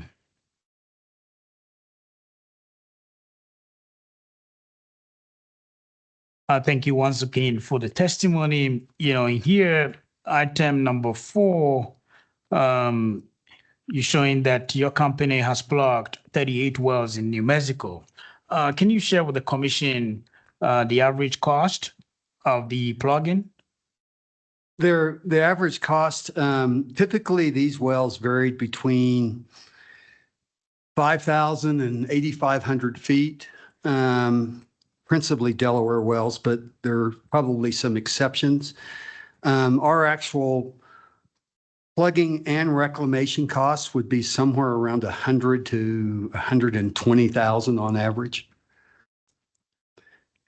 We've had some higher and some lower, but and it might be a little bit more if you include reclamation on some sites, but it'd be somewhere in that range, 100,000 either way.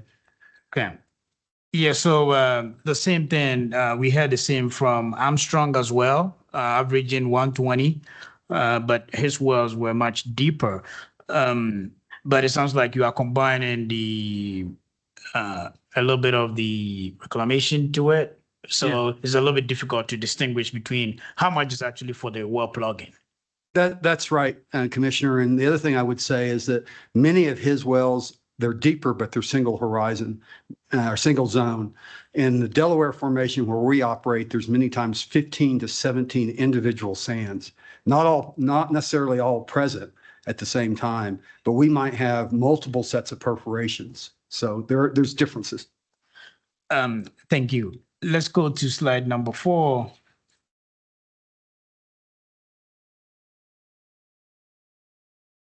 So slide number 4, let's see.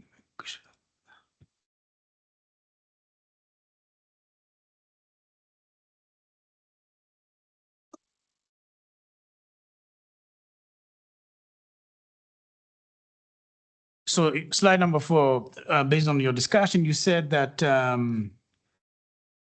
it will not solve, let's say you're talking about a single well bonding of 150,000 per well limit. You're saying that it will not solve this problem.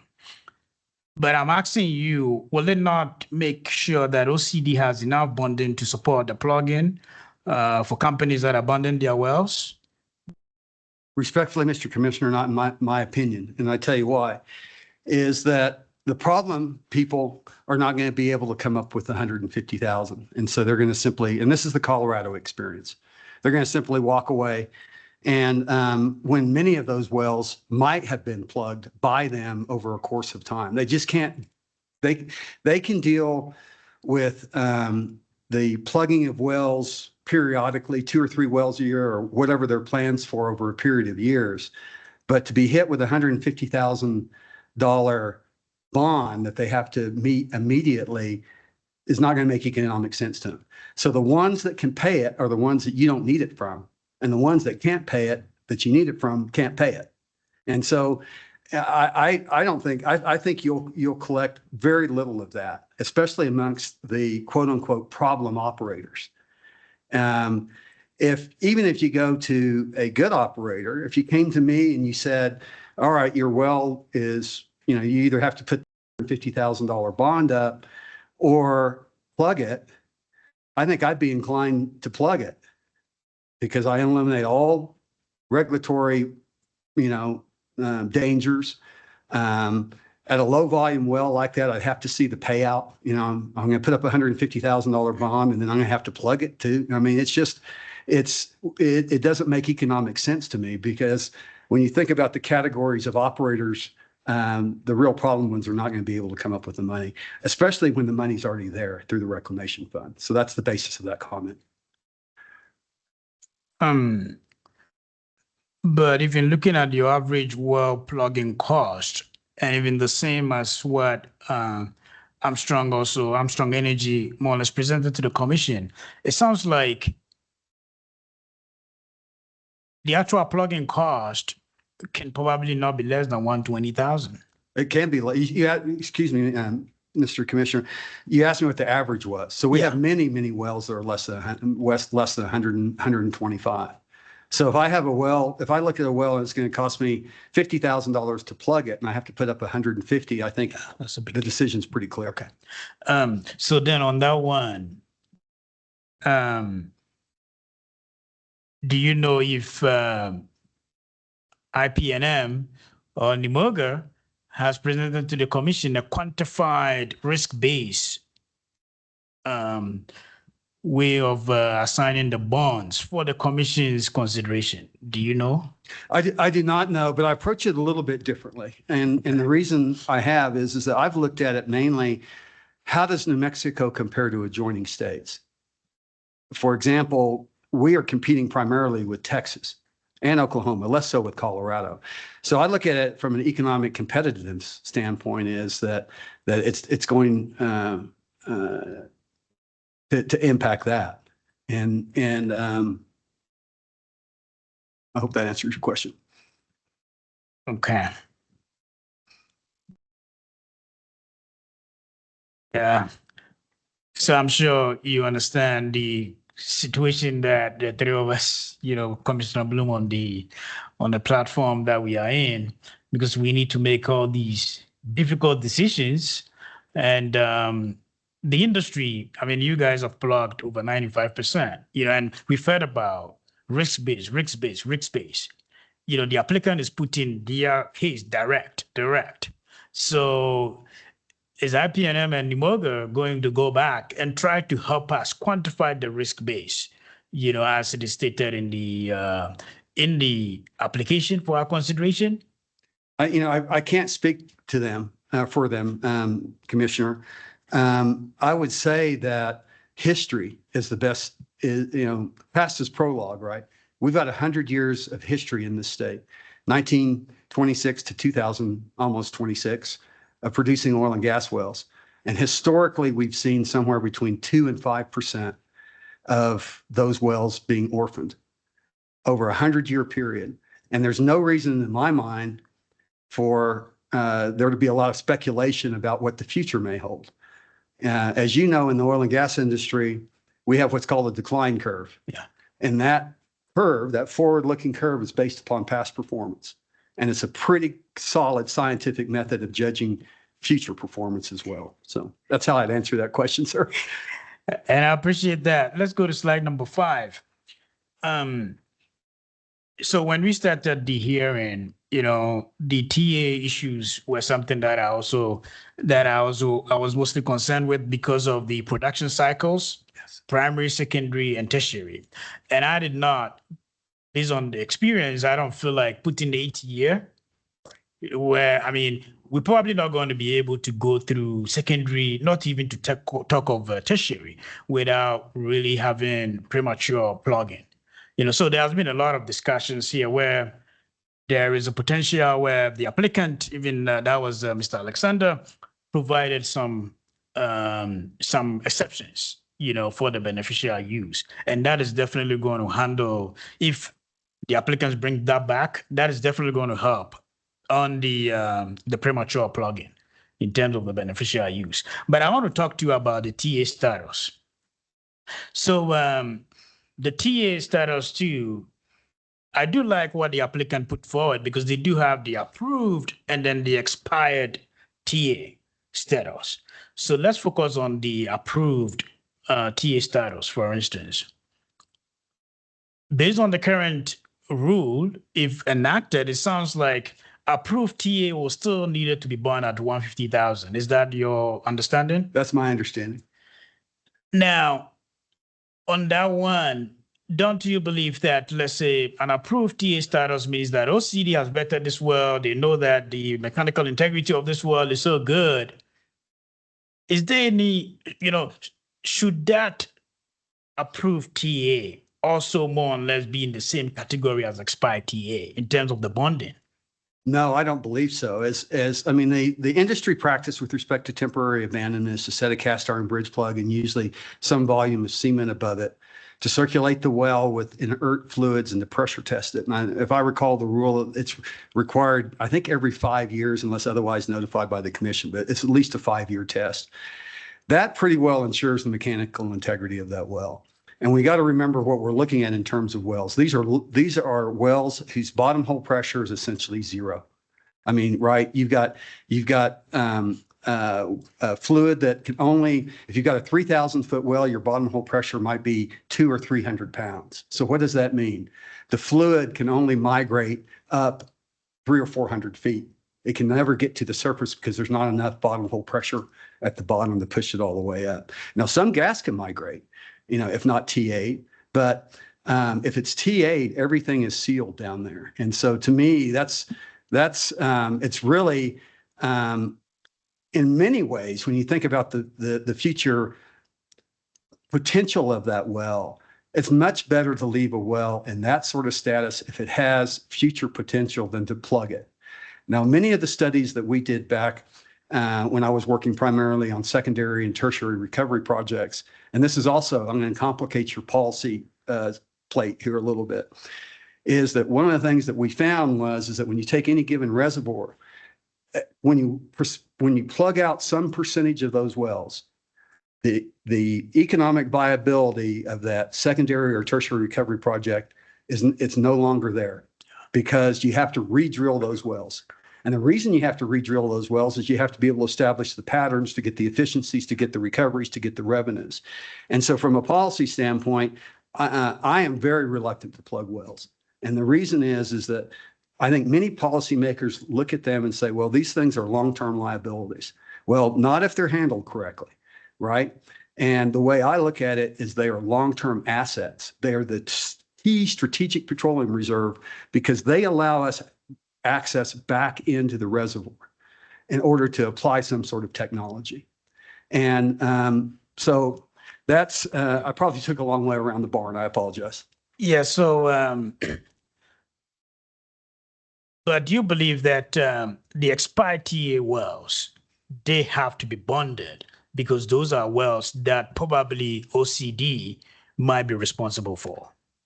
I would say that a properly TA'd well and maintained should not be bonded. And in terms of whether there's some detail, I would say, look, unapproved or a TA well that's out of compliance, then I could see where that might require bonding.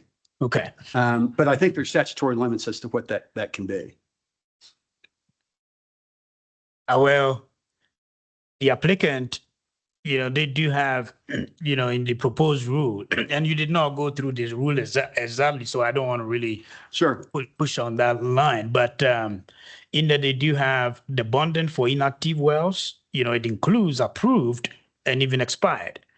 But what I'm suggesting is that the approved needs to be dealt with separately. I would agree with that. Yeah, from the expired. And they are putting 150 bonding on expired because they are non-compliance. I don't think you disagree with that. I believe, well, I'm not sure I understand putting any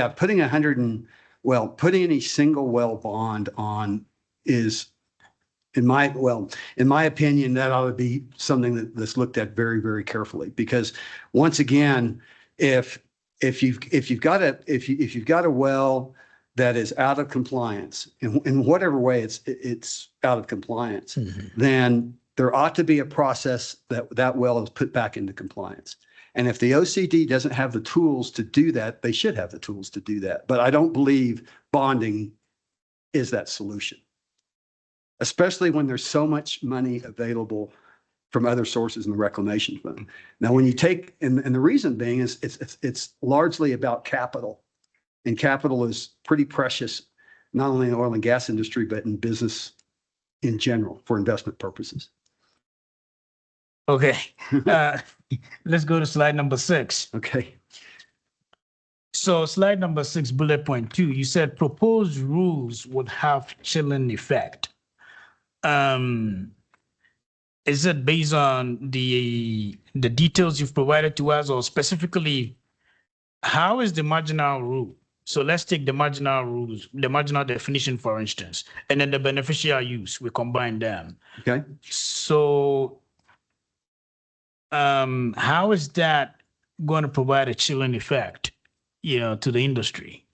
Okay, so with respect to margin, well, there's a number of areas. With respect to marginal wells, it'll be clear that they either need to be plugged or a substantial amount of money needs to be put up very quickly. And that goes back to my point of, well, this is going to answer your question because it really is about what the impact of that would be. I believe the chilling effect is going to be that we have another example of regulatory uncertainty going to an extreme, and that you also have an expansion of regulatory authority into areas that the industry typically has not seen before, calling for financial records of private companies, for example. That's chilling. Private companies are private for a reason, and there are metrics on their ability to perform. But in this case, I'd have to agree that as long as they meet the statutory requirements, the diving in, having a agency that is charged with protecting correlative rights, preventing waste, protecting health and the environment to some degree, that's not exactly a mission that falls very well in that agency. So let's still talk about the marginal wells. There has been a lot of discussions about changing the 1,000 to about 750 BOE. Is that something that you will support? It's not, and it's because I reject the premise. I do. And with all due respect, Commissioner, the thing is that we now have agencies that are getting into economics, and they don't know my well's economics. And unless you allow the owner to continue to produce that asset, as long as it's economic to do so, if you disrupt that system, then you're going to cause waste. And in my opinion, I think, and once again, I'm not a lawyer, but in thinking about it, if I have to prematurely plug a well because of an arbitrary either production number or other number, and I lose access to my profits and reserves, that's a taking, in my opinion. And that's not something that the OCC, with all due respect, should be in the middle of. I think you set reasonable bonding limits. We can debate about what those are in terms of blanket bonds that are consistent with other area states so that we stay competitive. And then you ensure through the procurement, through the process of populating, as I think it was described, access to these wells, and then you make sure that there's funding, and we know that there's funding. And so the whole approach to me is, from a public policy standpoint, really poorly thought out. So you are not, so you've described from operator standpoint, these marginal wells, some of them are economic, you know, based on let's say from operator's point of view. You know, Commissioner Bloom has proposed, or based on the discussion we've discussed, about putting some exceptions with regards to the definition, you know, to make sure that we are really targeting the bad operators that are not really in compliance. So it sounds like you are not in a position to even help us with some of these exceptions. Well, I could be, but under the current framework, I mean, I think I would have to really be convinced that this is the right policy approach, and I just don't see it right now. I mean, it's and when you start thinking about those exceptions, you're not going to be able to catch them all, right? You may be able to catch some of them. But, you know, when I looked at it, I'll just explain my situation. When I looked at it, I said, okay, I described the four wells, 2 federal, 2 state, both of which are around 700 BOE, all of which produce over 180 days. Okay. But, and if you eliminated, let's say they produced 100 days. Okay. Okay. They produced 100 days, but they made 1,000 BOE or 750 or whatever that threshold is. Then I wouldn't make that, right? Because it'd have to be, no, I wouldn't make that because I hadn't produced the 180 days, but it's economic, right? So I've got an economic well that doesn't produce the 180 days. That's marginal. No, it's not. Not or maybe I have that back. Yeah. Yeah. Excuse me. Yeah. It produces, at least it has to produce 180 days, right? And then What- less than 1,000. Yeah. Less than that. Okay. Well, I was just using numbers, but let's say I have a well, which I do have 4 wells that produce 700 BOE. Okay. They produce over 180 days. All right. So they're okay. Yeah. Okay. They're okay. But what if they produced 100 days? They wouldn't be okay because it's here it hurts, right? Because I can show that well as being economic, but it didn't make the 100 days or 180 days of production. So it's got to be 750 and 180. I'm 750 and 100. Yeah, I'm not exempt. so let's touch on that one. Okay.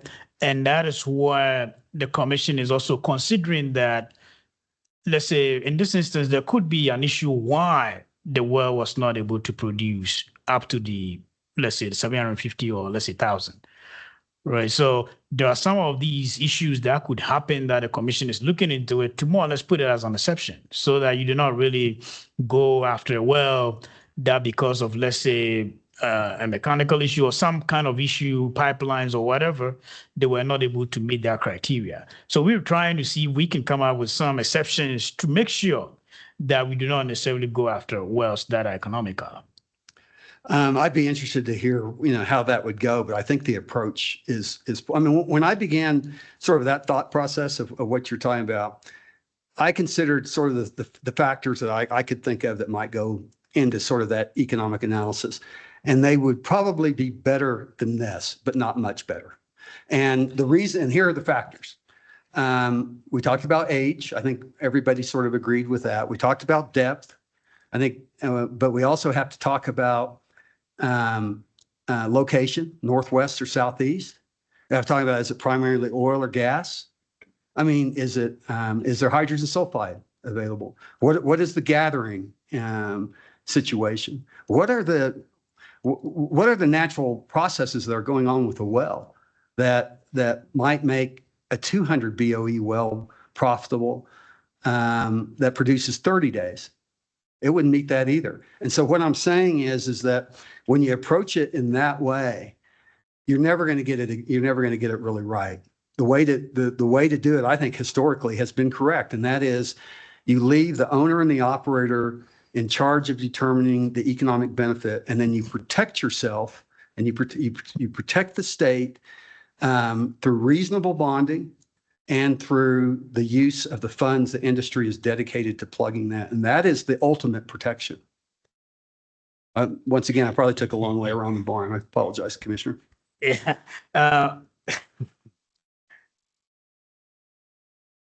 So you talked about funds hold up. You talked about funds hold up. Still on this slide, you talked about funds hold up that could have been utilized instead of using to pay higher premiums on financial assurance surety bonds. And Mr. Gilstrap yesterday testified to the commission presenting two scenarios.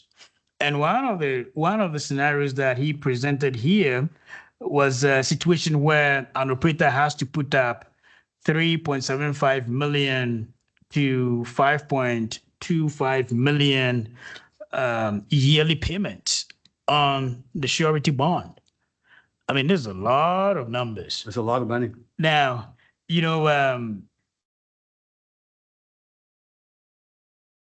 talked about funds is not the problem, right? You talked about funds is not the problem for the orphan, or let's say for the plugin. Now, with this huge amount of money that is going to be held up to just paying premiums to these surety companies, I'm not sure how that solved the plugin problem. I don't know. I don't know either, and I'm not familiar with those particular circumstances. I guess this is my experience, and that is, even if you had, let's say that you created a brand new company, you funded it with a whole lot of money. We just put $100 million into a brand new company, and it's going to come into New Mexico, and it wants to explore and buy wells and do all the things, and it needs bonding, right? It would probably, even with a lot of money in the bank, would have to put that bonding up in cash. And the reason is that this is just simply my experience. The surety companies are not going to write a bond just based upon your assets. They're going to write a bond based upon how long you've been in business, what your track record is, and so forth. So when I say it has a chilling effect, or there's all these impacts, it's primarily to those people that are entering the business, right? Those of us that are well established in the business are probably paying some of the premiums you heard, 1%, 2%, 3%, 5% maybe. But the entrants, many of the companies coming into this are either going to have to put up a cash bond, or they're going to pay a very, very high percentage. And my point is only this, is that capital is very, very precious. And given that, in my opinion, the orphan well situation, reclamation, the plugging is largely addressed through the reclamation fund, is it good policy to take millions or tens or hundreds of millions of dollars and put it into a fund that may be released later, may not, but probably will, when that money could be invested in this state, actually finding and producing oil and gas? And if you think about that, when a company comes into a state, they're not looking just to get their money back, right? So let's say they have to pay the $5 million in premiums. Well, if they invested that $5 million, they would expect probably 15 million back, 2 or 3 to 1 on return, or otherwise they won't stay in business. That money, a good portion of it, comes right to the beneficiaries, comes right to this state. So where do you want the money? Do you want it sitting in a can under grandma's bed, or do you want it out drilling wells, producing, paying salaries? I mean, that's the policy argument, I believe. Yeah, but we all agree that the orphan well could be a problem for our state, right? So based on the discussion that we're having, my question to you is, what is the alternative? Or our consideration?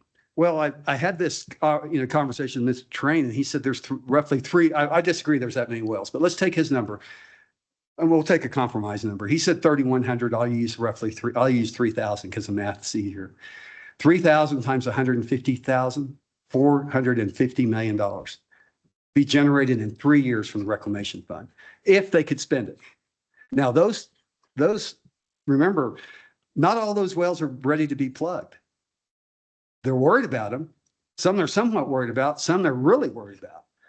But once again, it's speculation. We've got, I think, 700 wells, I think was the number that was discussed here. That's, I don't know, what, $15 million, $12.5 million, something like that.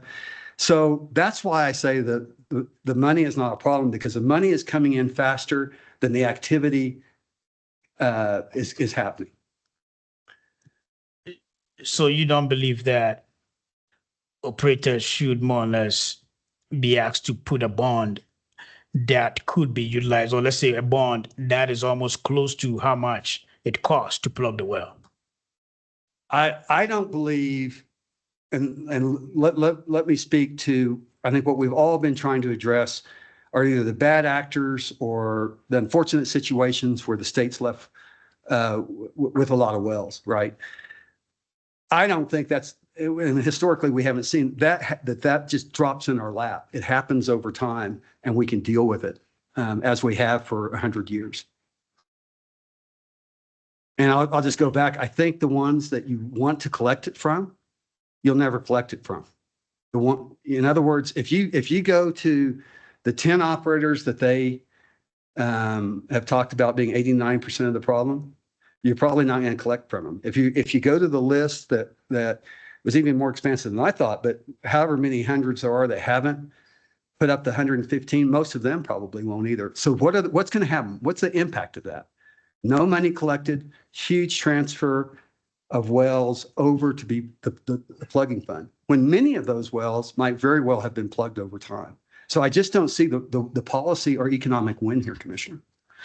Yeah, but so assuming those 10 companies, or let's say the companies that are more or less going to be on the Mars or on the Mars, assuming OCD was able to bond each of these wells 150, 150, and then they've neglected their responsibility, don't you believe that OCD can go to the surety companies and get the same amount instead of using the state funds to plug these wells? I don't believe so. I don't believe, from my knowledge of the sureties and bonding and the state of the industry, that the operators that you target are going to do that. Look, how realistic is it to think of an operator having, let's just say, 50 wells and he doesn't report production on them for 12 months, right? But he's going to come up with $7.5 million in bonds? And that's just not realistic to me, Commissioner. Yeah. Thank you for your time, sir. Thank you, sir. I really enjoyed the discussion. I think we're fleshing it out a little bit. Thank you. Commissioner Bloom, do you have questions? I do. Thank you, Madam Hearing Officer. Good afternoon, Representative Murphy. Hi, Commissioner. How are you? Fine, thanks. Yourself? I'm good. All right. Hey, again, thank you for your testimony. Thank you for your service as a state legislator. I hear the pay is not great, so.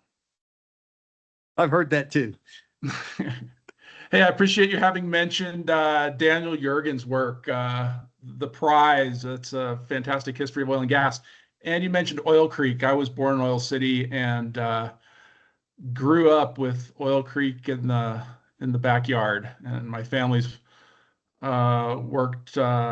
My dad's an attorney. Started off doing oil and gas law. Finished doing oil and gas real estate law. My stepfather worked for Gulf, Mobil, Halliburton over the years. When you talk about downturns, I remember the 80s. I remember the 90s when he was out of a job for a year or two at a time, and it was tough times.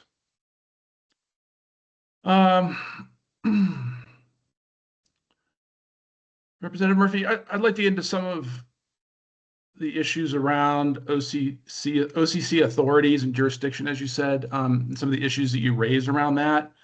You stated in your written testimony, page 7, I quote, "From my perspective, Welk is asking the commission to take steps that far exceed its authority under the Oil and Gas Act.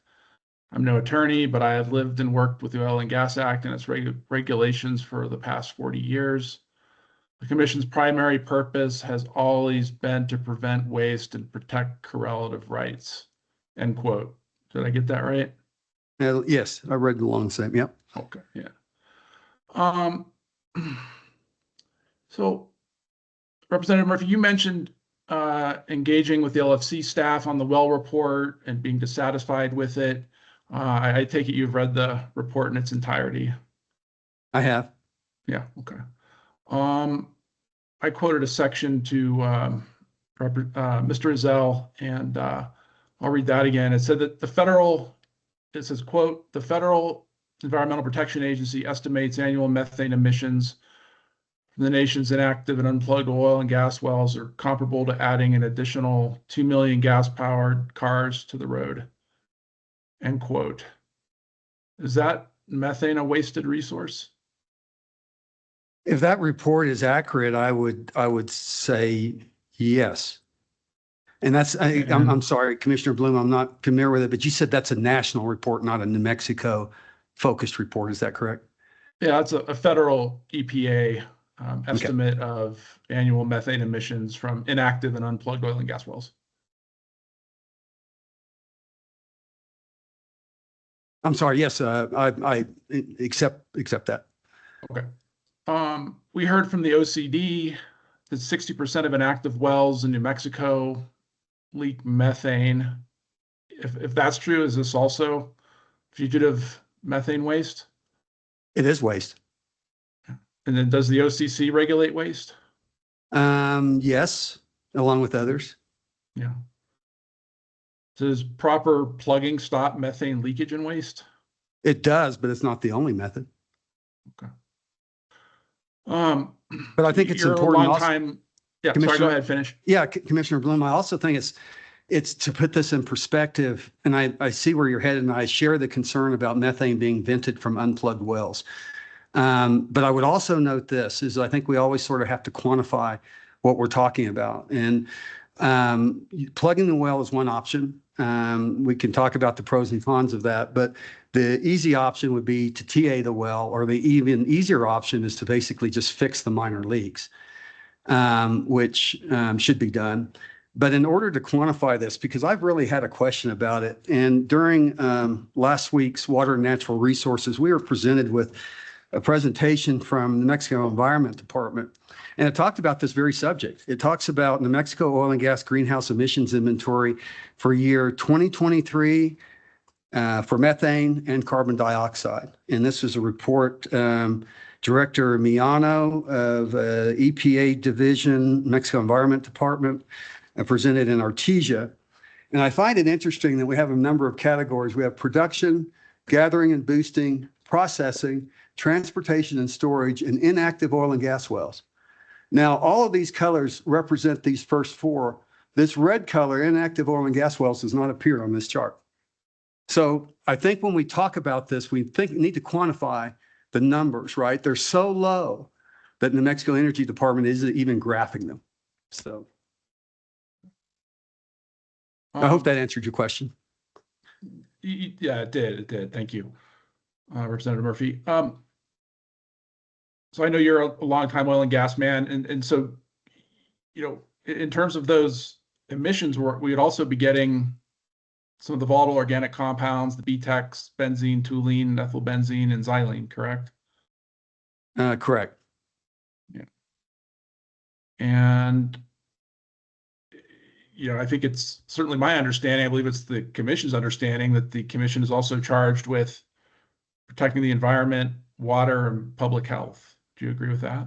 I do agree with that. Okay. I'm just, you know, I'm not sure where we're going to end up in this rulemaking, but, you know, I am interested in exploring where we have authority. And I mean, we wouldn't want to exceed that. And, perhaps, from what I'm seeing, this probably ends up in the courts or something and they can decide, but, and we've been over some of this. I feel like I'm repeating, questions and getting some of the same answers I got from Commissioner Zell and other, a Namoga witness also, but, I guess we're seeing some commonalities in the testimony as well. Mr. Representative Murphy, you also talked to us about your legislative work in the last session and for the upcoming session. Is that correct? Yes. I mean, but at the end of the day, can anyone guarantee what the legislature will do? No, just like we can't guarantee what the courts would do. Sometimes we think our bills are, you get the promises and it doesn't happen. I mean, I'm sitting here, from the land office perspective, took us 7 years and 6 attempts to get our royalty rate bill through, and we had assurances. I think you got it done. Well, let me offer this, Commissioner Bloom, that when I present the reclamation bill with the protections in there, I hope that the state land office will be there as an expert witness supporting that testimony. That's actually something to think about. And, yeah, maybe the OCD will show up too. I can see that happening. Yeah. I think finally I'd go back to some other questions that I asked Mr. Zell about, and that's just related to the land office, feeling the need back at the end of, I think it was 2020, to institute an accountability enforcement program to get orphan wells and inactive wells closed on state trust lands because the companies weren't doing it. And I mean, you've probably seen some of the information we've put out that, so far, that program has succeeded in plugging, really kind of working with, enforcing, and sometimes suing operators and lessees on state trust land to plug 750 wells. Yeah, I heard that testimony, Commissioner Bloom. I've encouraged both the Bureau of Land Management and I would encourage your office to look at issuing leases with unplugged wells as long as the purchaser is willing to take on that responsibility and bond them. And that would actually eliminate a lot of problems, both on at any rate. That's a policy discussion we can have later. And that's interesting because that might require legislation as our oil and gas lease is set statutorily. When we release land, the next lessee gets that free and clear. All right, I think Representative Murphy, I'm starting to fade. For the day, I'm gonna leave it there. Thank you so much for your time and testimony today. Well, I very much appreciate your background there. I hope you're putting on some skis and hitting the Matterhorn or something. It looks. I would love to. I'd love to. Thank you, Commissioner. Thank you, Bloom. Commissioner Bloom. Chair Chang, do you have questions? Representative Murphy, thank you very much for joining us here and providing us with your testimony. I'll just make the brief comment that whatever comes of this current bonding petition, I certainly agree with you that OCD needs to make the best possible use of every dollar in the reclamation fund. And I certainly hope we can work with all the various stakeholders to make that happen. In terms of the specifics, I think we've covered it in fairly exhaustive detail. So I think I'll let you go for the afternoon. I don't have any other further questions. I appreciate you. Thank you. Thank you, Commissioner. Thank you, Representative Murphy. I guess you didn't actually release me, so I spoke a little. No, is there any reason not to excuse? The Okay, thank you representative? so much. No, thank you very much. Well, it is 3:47. Sheila, do we have, it looks as though there are a number of names for the 4 o'clock. Do we have some of those folks on the platform already? I haven't seen any, and we had forewarned some of them that we may not be in session this afternoon. So they may not all be in attendance. All right, thank you. Do you want to take the first 15 minutes?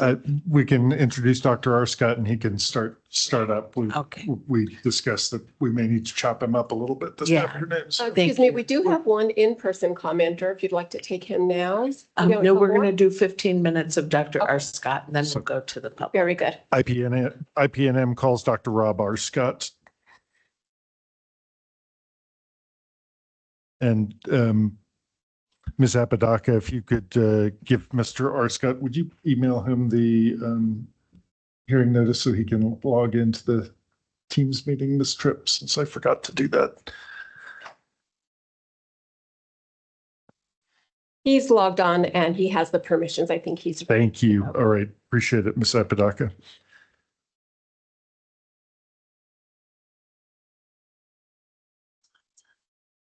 So we're going to do our best to speed Dr. Arscott up by having me ask a few questions and then get out of the way and let him run through his presentation with fewer questions from me. 1 sec. Yes, ma'am. Dr. Arscott, would you please spell your first and last name? Push the. Thanks, Morgan. Pardon me. Robert Arscott, ROBERT Do you swear or affirm to tell the truth? I do. Thank you very much. Go ahead, Mr. Cloutier. Would you please introduce yourself to the 3 members of the commission? May I share my screen? There you go.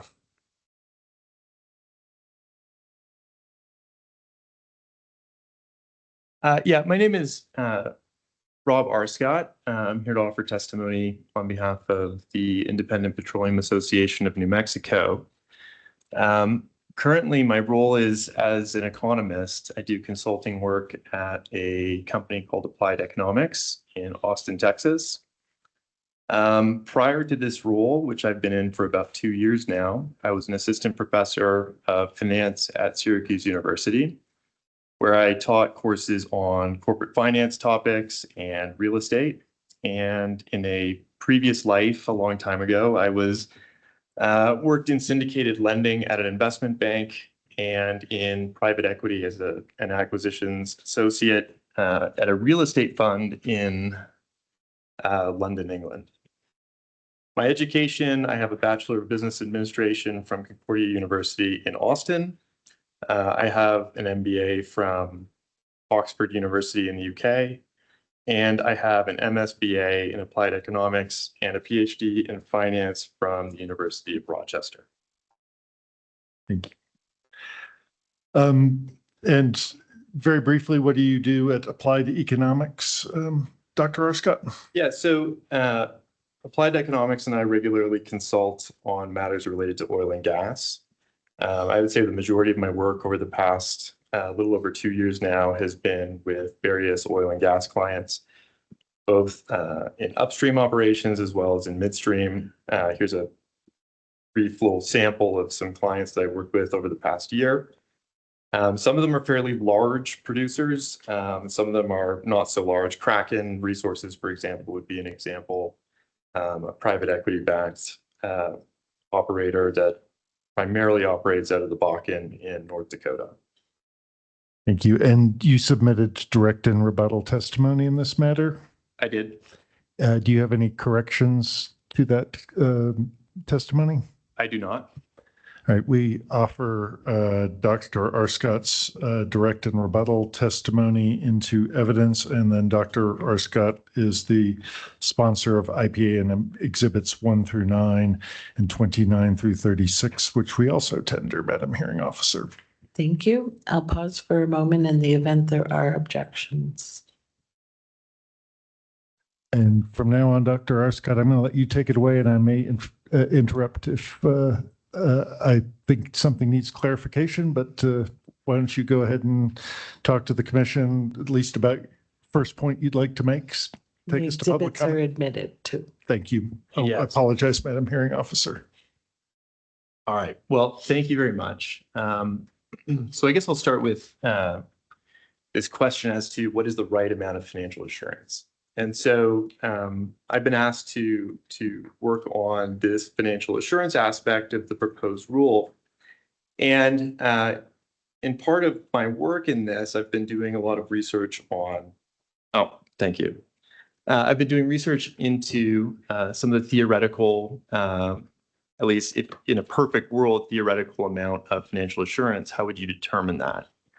But it's really based on something known as the judgment proof problem, which is related to this concept of limited liability, which is very important to our capitalist economy. If it weren't for limited liability, we would likely not have the level of innovation and investment and entrepreneurial activity that we enjoy in this country. It encourages people to take risks.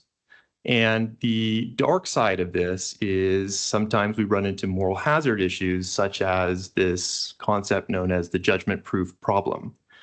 The judgment proof problem arises when you have, in this case, an operator that becomes insolvent.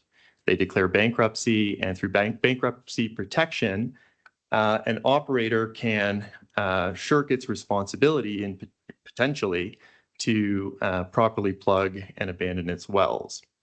And so the duty to plug and abandon the wells then falls to the state at the state's expense. And this is obviously not an ideal outcome, especially from a social standpoint. And so we have to come up with ways in which we can encourage bad actors, for example, to behave like good actors. And one of the ways that we do this is with a bond. So what the bond does is the bond requires the operator to put up some monetary incentive to provide for the incentive to plug and complete the well according to his obligation. If the operator fails to plug the well, he'll forfeit the bond. That money will then go to the state to aid in plugging the wells.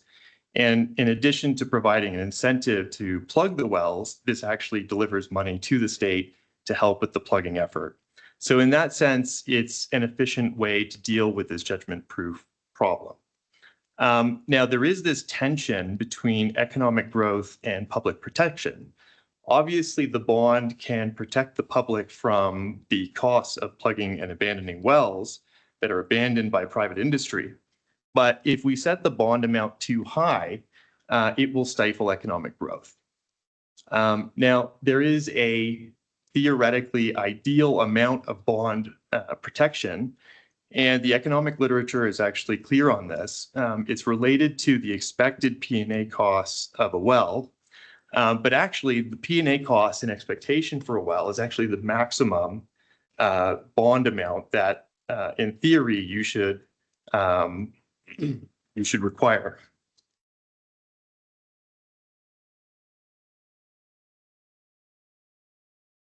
The reason why the ideal bond amount may actually not be equal to the expected P&A costs is because operators face a lot of other potential deterrents to defaulting on their obligations to plug their wells. Some of those deterrents are non-monetary. For example, the operator faces a reputational risk if they fail to honor their obligation to plug wells. Aside from non-monetary considerations, operators also have monetary considerations related to lost profit potentially from continued operations. You can imagine an operator that, in expectation, might think that they might be able to reap substantial profits from continued operations in the state. But if they fail to plug their wells, they may find that they face permit denials from the regulatory authority, in addition to possibly revocations of their authority to transport oil and gas in the state. That would effectively end that operator's ability to do business in the oil and gas industry in the state and represent a significant monetary cost if he fails to plug his well. So in the portfolio of incentives that the operator faces that would lead him to honor his obligation, in some cases, the bond, even a bond in the full amount of the expected plugging and abandonment expense, may not really move the needle much in terms of affecting the operator's decision to honor his obligation. So in that case, the bond amount, whatever the cost of that bond is, would be a pure cost and not necessarily have any associated benefit. In that respect, the ideal bond amount might actually be considerably lower than the expected cost of plugging and abandonment. Because the ideal bond amount is in some ways connected to expected P&A costs, it's important to recognize that there's considerable variation in plugging and abandonment costs in the data. For example, the OCD's plugging costs may not reflect typical costs of plugging wells throughout the state. According to Ben Shelton, the OCD's cost may be anywhere between 10 to 15% higher than what private industry's costs are. Regardless, if we were to set a bond amount at, say, $150,000 per well, if this is somewhere near the average cost for wells in the state, by definition, the median or the average is going to be set higher than about half of the wells in the state. Now, to the extent that we're talking about wells that in expectation have plugging costs that are less than $150,000, for example, a well that maybe costs $50,000 or even let's say $100,000, a well that in expectation will cost $100,000, we know that theoretically the optimal bonding amount should be no more than the expected cost of P&A the well. So if a well is an expected cost of P&A equal to $100,000, imposing a financial assurance burden in the amount of $150,000 on that well presents an economically unjustified cost. We're not necessarily talking about forcing operators to fully internalize the cost of their activity at that point. We're now imposing a cost in excess of what is economically justified. Now, this can lead to the premature plugging of wells, which ultimately would lead to waste, reserves that are lost beneath the ground because we plugged the well prematurely. There are other sources available to address the orphan well problem. We've heard from several people during this hearing. The OCD Reclamation Fund is one such source.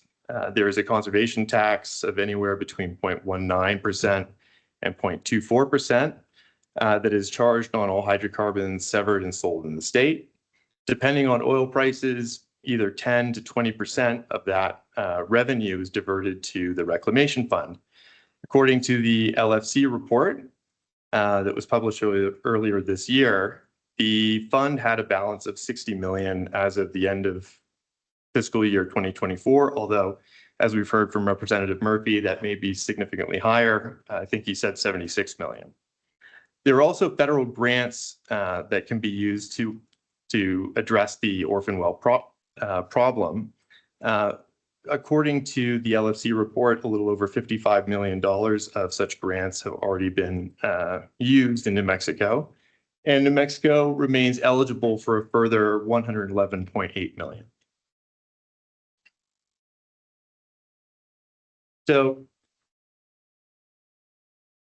the proposed rules will lower the incentives to produce oil and gas in New Mexico. And I say that because there is an increase to the cost of production related to the amount of financial assurance that's levied on the operator. To the extent that that financial assurance is economically unjustified, it's too high. And if it's too high, then it increases fixed costs above what's economically justifiable and therefore reduces the incentives for operators to continue to produce oil and gas. The effects will vary by operator depending on the types of wells that they operate and their own financial condition. And this one-size-fits-all $150,000 per single well is, I would argue, overly broad because it ignores the default likelihood and cost of default that is unique to each individual well. And in some cases, FA costs will be extreme. And in these cases, I'm going to mention two specifically. One is an instance of a cash bond. The other is this 15% threshold that we've heard about many, many times. So the cash bond is, as opposed to a surety bond, this is a bond that requires 100% collateralization. The operator that is taking out a cash bond has to put up the full $150,000 today. They may not plug the well for years to come, after which they can get the money from their bond back only after the well has been verified as plugged correctly. All the while, the operator is out that capital. If I have to deposit $150,000 today, that's $150,000 that I don't get to deploy for other purposes. To the extent that we're talking about operators of PDP reserves or proven developed producing reserves, those typically have a discount rate of about 10% per year. So an operator that's setting aside $150,000 on a cash bond actually faces a bonding cost on an annual basis equal to 10% of that amount. So these cash bonds are actually quite expensive relative to surety bonds that may have fees ranging between 2 and 3%. The other case in which FA costs will be extreme, in my estimation, will be in cases where the portfolio of the operator contains more than 15% either marginal or inactive wells as the proposed rules define them. I'll give you 2 examples Dr. after Arscott? comment. Thank you very much. I thought perhaps before you started your next slide, we could do public comment. So we have reached another public comment session. Is there anyone in the room who would like to? Yes. So Dr. Arscott, if you would vacate the witness stand, and sir, if you would come up.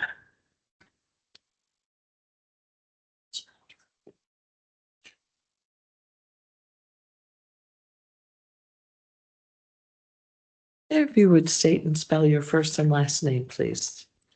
My name is Matthew McQueen, MATTHEW, MCQUEEN. Do you swear or affirm to tell the truth? I do. Thank you. Go ahead. Thank you, Chair, members of the commission. My name is Matthew McQueen. I'm a member of the New Mexico legislature.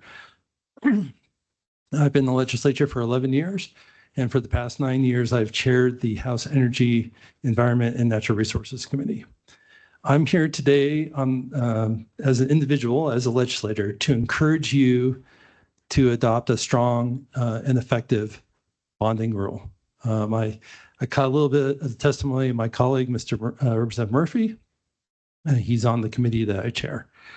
I will tell you, I was also at the Water and Natural Resources Committee meeting in Artesia last week. And it was interesting to me, the reclamation fund was discussed at some length. And it was discussed shortly after we discussed the liability in unremediated uranium mines that exist in New Mexico. To me, the bonding is, I describe it as an insurance policy. I think it is a form of insurance. This is what we will draw on if we ever need to. Hopefully, we don't need to. But the state of New Mexico can't continue to leave itself in the position where it has to clean up after industry when industry goes south. The reclamation fund is being used. I support Representative Murphy's legislation to stop diverting a portion of that fund so we have more of that fund available and that we can ramp up the expenditures of that fund. But the reclamation fund serves a different purpose. It's different than bonding. The reclamation fund, in my mind, is what we use to plug and abandon wells that have already been abandoned or already been orphaned. And the bonding is what we will use in the future, especially if there is a downturn and a lot of these are orphaned at the same time, whether it's a single company or industry-wide. And I will say, I hear occasionally that the smaller operators can't afford the bonds. And it sends a shiver down my spine because if they can't afford the bonds, how are they going to plug and abandon their wells? And those are my comments. Thank you, Representative. Thank you very much. McQueen.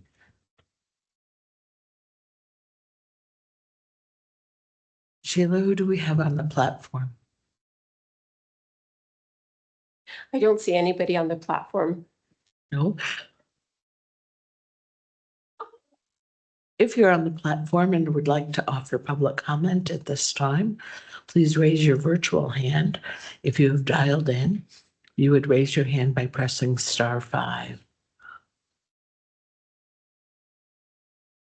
No one? All right, our next public comment session will be at 9 o'clock tomorrow morning.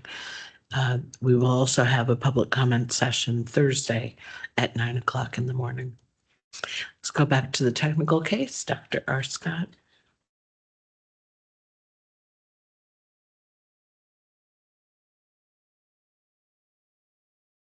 Sorry for the interruption. Please go ahead. No, thank you. Okay, so I'm going to move back one slide. The issue I was discussing is the what I think the proposed rules, what effect they'll have on the incentives to produce oil and gas in New Mexico. And I think in particular, this 15% threshold may have a fairly significant distortive effect on the incentives to produce oil and gas. To illustrate, I'll give you two examples. Both examples will be operators with only 10 wells. This first example we'll call operator A. Operator A has 10 wells, 8 of which are highly productive, 1 with low production, but not marginal, as defined in the proposed rule, and 1 inactive. Now, the 15% threshold is, again, if there's 15% either marginal or inactive wells in the operator's portfolio. And as it stands, with only 1 inactive well, this operator is currently at 10%. Under the proposed financial assurance rules, the inactive well will require a single bond in the amount of $150,000, but the other 9 would qualify for a blanket bond in the amount of $250,000. All in, this is a $400,000 financial assurance amount. Now, the issue is if the low producing well declines into marginal status. If that happens, the operator will have 20% of its wells in either inactive or marginal status. That will trigger the 15% threshold rule, which will increase the required bonding amount to $150,000 on all 10 of this operator's wells. As a result, the financial assurance amount will increase from $400,000 to to 1.5 million. And I almost said over because the actual increase in the cost might be more than, say, 3 times as much. We've almost tripled the amount of bond required, but there is also a secondary effect in terms of the premiums that this operator may have to pay on those bonds, because all else equal, if we increase the amount of debt or the amount of bonding required that's extended from, say, a surety provider, that increases the risk to that provider. And as you increase the risk, a rational provider of that security will charge a higher premium. And so what you may have is not only an increase in the bond amounts, but you may also have a concomitant increase in the premiums charged on those bonds. I'll give you a second example. We'll call this operator B. Operator B also has 10 wells, 5 of which are highly productive and 5 are marginal. 5 of these 10 wells would be classified as either marginal or inactive, therefore triggering the 15% threshold rule.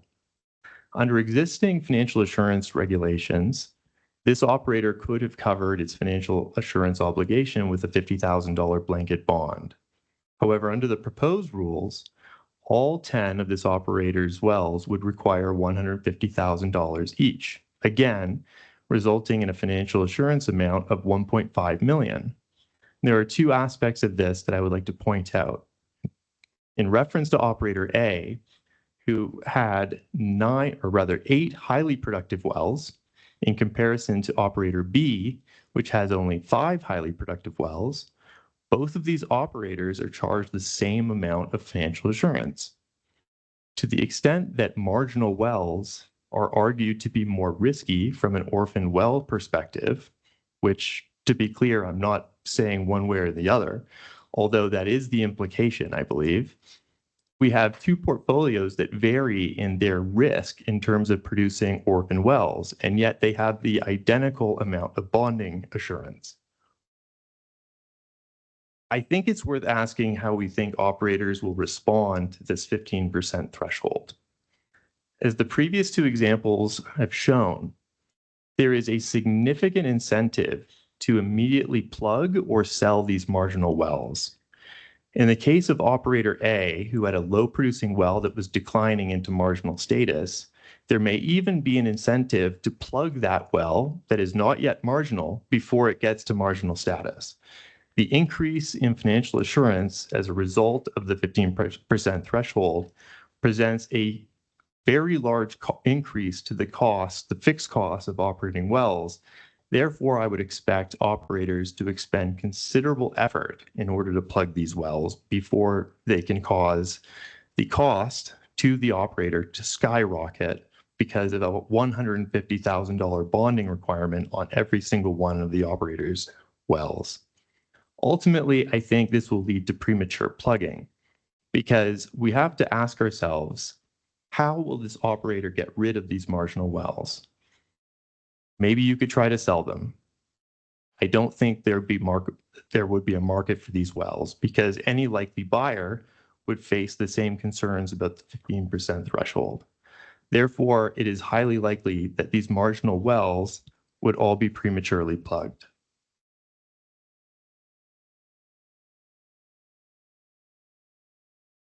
In terms of why increasing financial assurance would affect the economic life of a well, I'm going to give you guys a picture. This is IPA-NM Exhibit 2. And what I'm showing here is money on the vertical axis and time on the horizontal axis. The declining curve that starts out very high and declines over time, becomes very low, and the slope becomes shallower, is my sort of rough approximation of the net inflow produced from a well over time.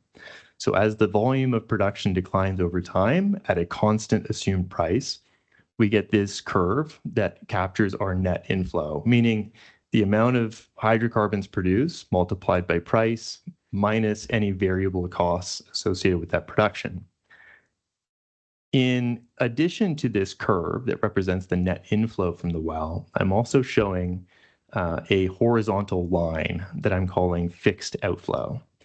These represent the fixed costs associated with the well. These are the costs that you have to pay every month, regardless of how many barrels you produce. So things like labor and electricity, and also financial assurance.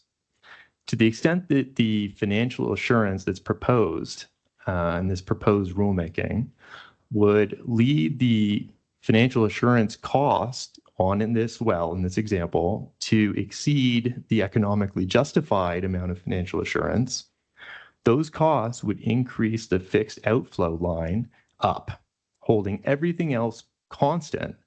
It must be the case that the point at which the net inflow curve crosses below this fixed outflow line would move to the left. This is an important point because when this curve, this net inflow curve, falls below the fixed outflow line, the well starts producing at a loss. So it's about that point that the operator would find an economic incentive to plug the well. Not necessarily exactly that point because there's some option value in the well. Who knows? Maybe commodity prices will increase tomorrow. But generally, this is about the time that an operator would find it from an purely economic perspective advantageous to plug the well. So having established that the economic life of oil and gas wells will be shortened by the proposed rule, I've asked myself this question: what would have happened had we applied this rule several years ago? Because I think, based on what I believe the incentives are for operators in terms of avoiding the 15% threshold, I think that it would be highly likely that a lot of these marginal wells would be plugged prematurely. And so I looked at June of 2017 in the data supplied by Enverus. I'm looking at vertical wells only. And in this month, June 2017, I applied the definition for marginal well status to every single one of these vertical wells in New Mexico. And I collected all of the wells that would have been categorized as marginal under the proposed rule. And there was about 7,800 of these, exactly 7,844 of these wells. A great majority of them are listed in row 1. Row 1 through 6, as you decline down the table, increase in terms of the amount of barrels of oil equivalent produced on a per well basis. So the top row consists of all marginal classified wells in June 2017 that ultimately went on to produce next to nothing. And there are quite a few of these wells. In fact, there's 6,260 of them.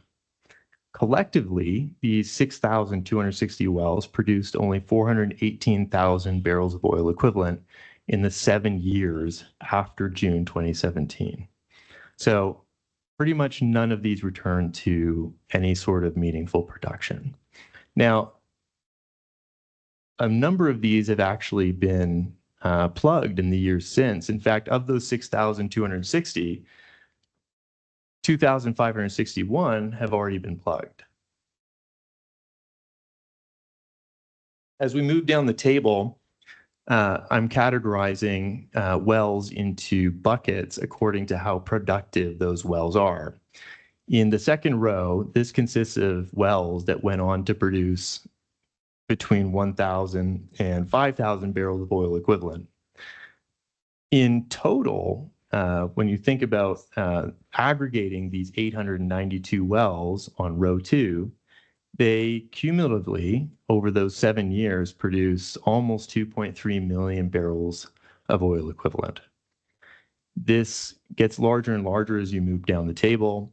If we look at the last row, these would be the most prolific of these wells. There's only 6 of these wells, but these 6 wells went on to produce over 1 million barrels of oil equivalent.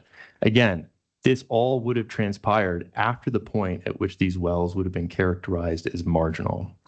And given the incentives that I think operators would have with regard to, should I plug this well, I think that entering into marginal status, because it has the threat of dramatically increasing the financial assurance burden on the entire portfolio, given the 15% threshold, I think there's a strong incentive to plug marginal wells. Had these wells been plugged prematurely, we never would have realized this production. Some specific examples of the wells in this data set. Here is one, the San Juan 36 unit 407. You can see here, it's got a fairly, it almost looks like the classic ARPS decline curve. For decades, this well was very, very consistent. You can see there was a brief cessation of production, though, right at the point where I think that's about June 2017, in which it was characterized as marginal because there's about a year where it didn't produce anything. Now, that obviously was a brief cessation in this overall consistent period of production. And it may be that this well would have returned to production and would not have been prematurely plugged, although you have to consider the fact that the likelihood that it would have been plugged is much higher than it would be absent the 15% threshold. Other examples include the Federal G1 well. This almost looks like a poster child of a well that should be plugged. If you were to look at this in June of 2017, you can see that the production had been declining for a long period of time. In the few years preceding June 2017, not only was the production extremely low, but it was erratic. It may have been determined that this is a well that should have been plugged. And yet with some stimulation, this well has gone on to become a prolific producer. Another example, This one is almost certainly involved in a CO2 flood, but has undergone a couple different rounds of stimulation. You can see at multiple points in its history, it would have been classified as marginal. And again, the likelihood of it being prematurely plugged cannot be ignored. It's something that I think is visually, at least for me, convincing that there are a lot of different stories here behind where a well's individual story in terms of what brought it to marginal status. I don't think it's a uniform categorization. I think there's a lot of variety in the types of wells that you find categorized as marginal. And certainly in these cases that I'm showing you, these are wells that should not have been plugged at those times. I'll give you one last example. This is the Scott 2A well. This is operated by San Juan Resources, a small independent operator. San Juan Resources purchased this well right at the bottom of that first hill. So right at the point where it would have been classified as marginal, it had effectively ceased producing entirely. San Juan Resources purchased the well, brought it back onto production, and it's been producing at a stable rate ever since. So again, examples of marginal wells that have plenty of productive potential in the months and even years after which it had been classified as marginal.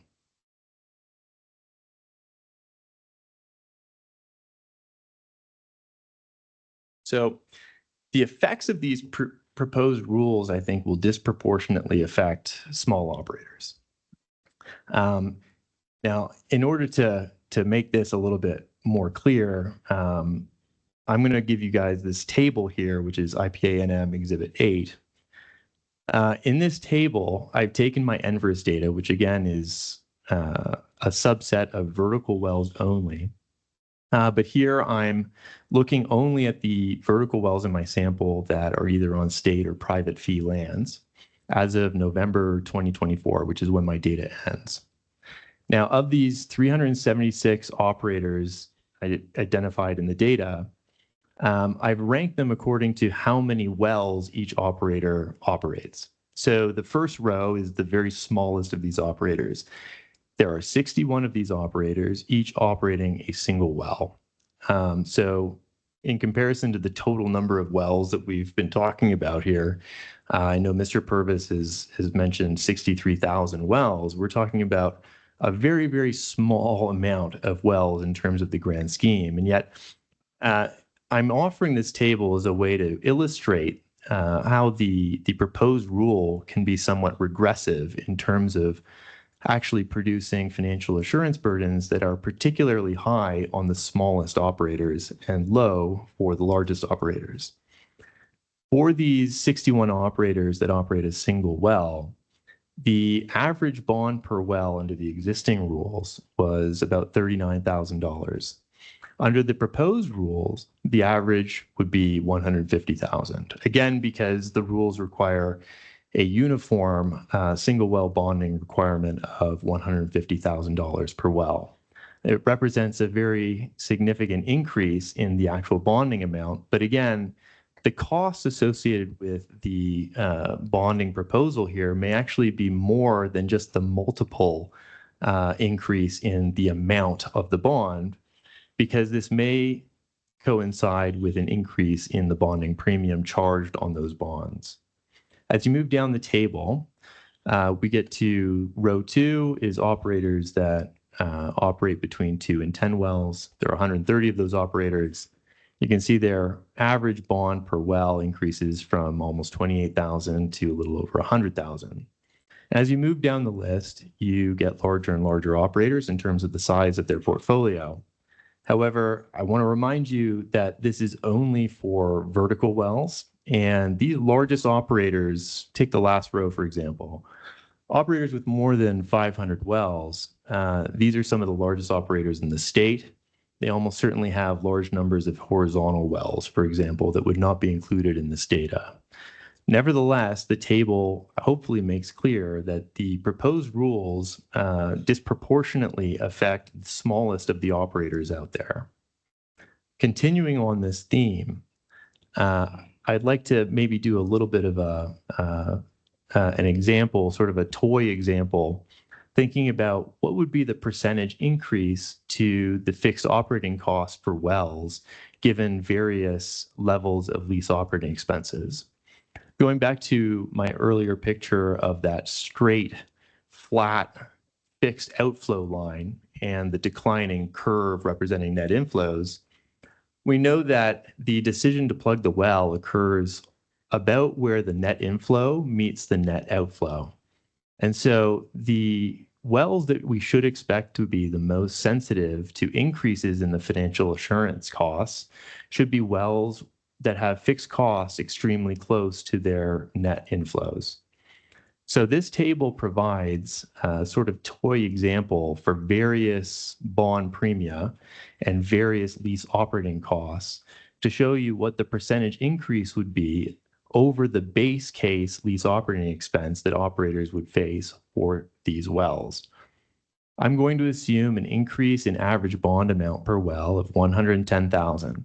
I'm choosing that because that is the increase associated with the most sensitive of the operators in my previous table. That is those 61 operators, each operating a single well.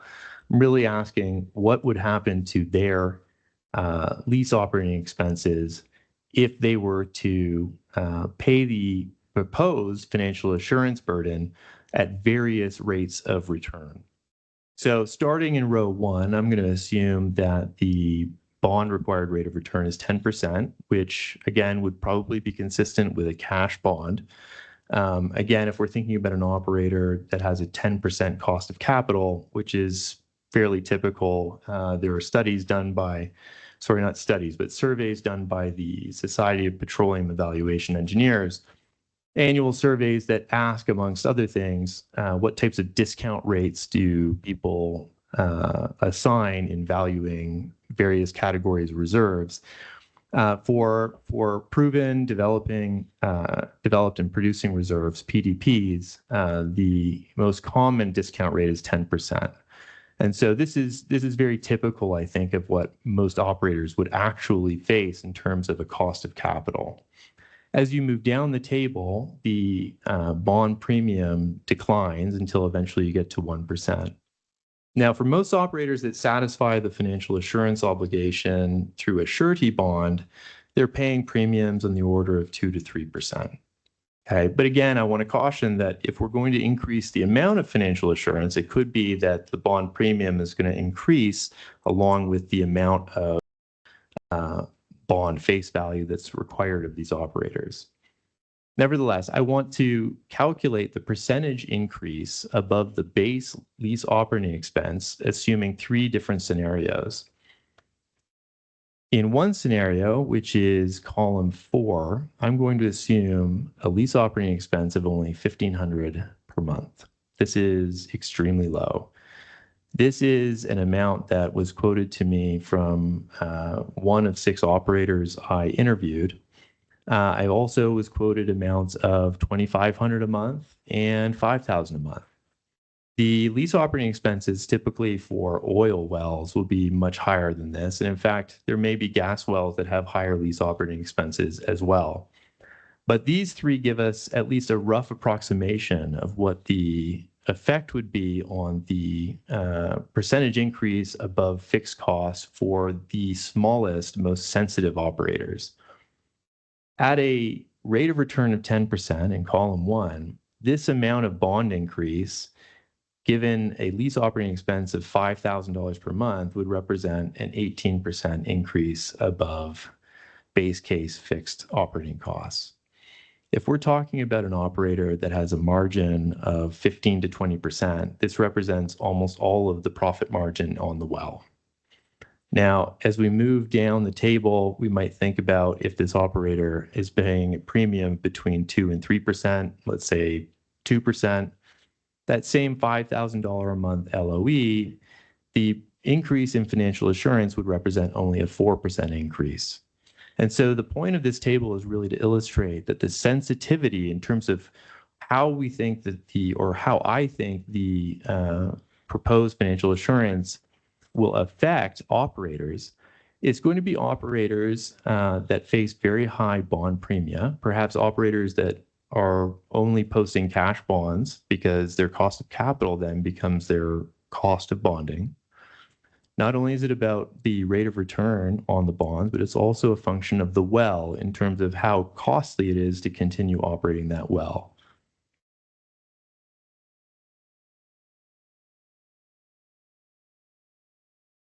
So the conclusion from all this is that the operators that are going to be the most affected are likely going to be small and potentially financially constrained. Financially constrained operators are highly likely to have no recourse other than a cash bond. They likely do not have the resources required to access the surety bond market. These would be operators that have very little working capital, have very limited access to debt markets, very little collateral with which they can post to secure loans and bonds. These are the types of operators that will be facing the highest increase in the financial assurance cost. And to the extent that these are the most financially sensitive operators in the sample, my concern would be that the proposed rules may push some of these operators into financial distress and possibly bankruptcy. If there is no accommodation for financially constrained operators in the short run, my concern is that responsible operators may be rendered insolvent because of the increased financial assurance demands. And this may ultimately, potentially, reduce the amount of private funds available for plugging.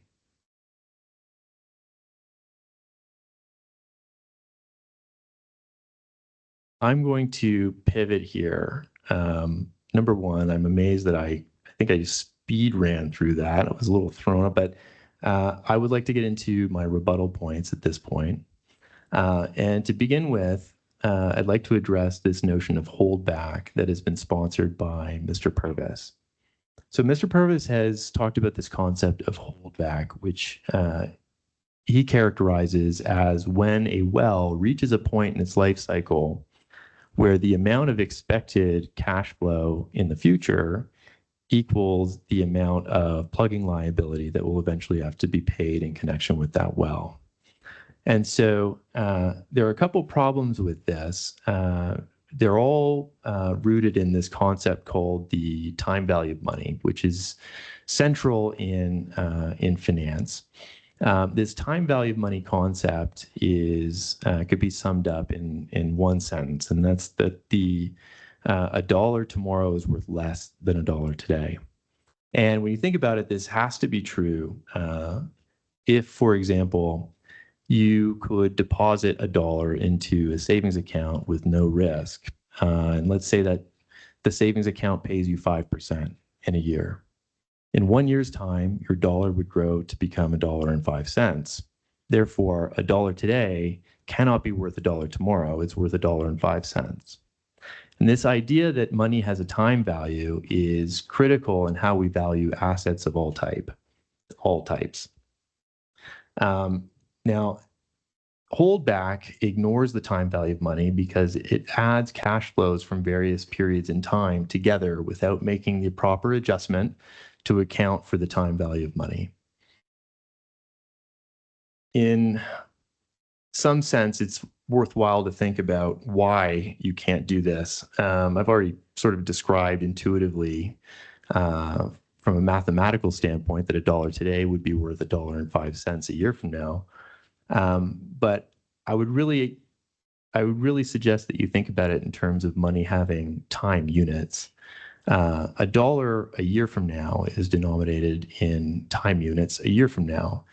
And just like it doesn't make sense to add a US dollar to a Canadian dollar, it doesn't make any sense to add a dollar today to a dollar tomorrow. They simply cannot be added together with any economic sense.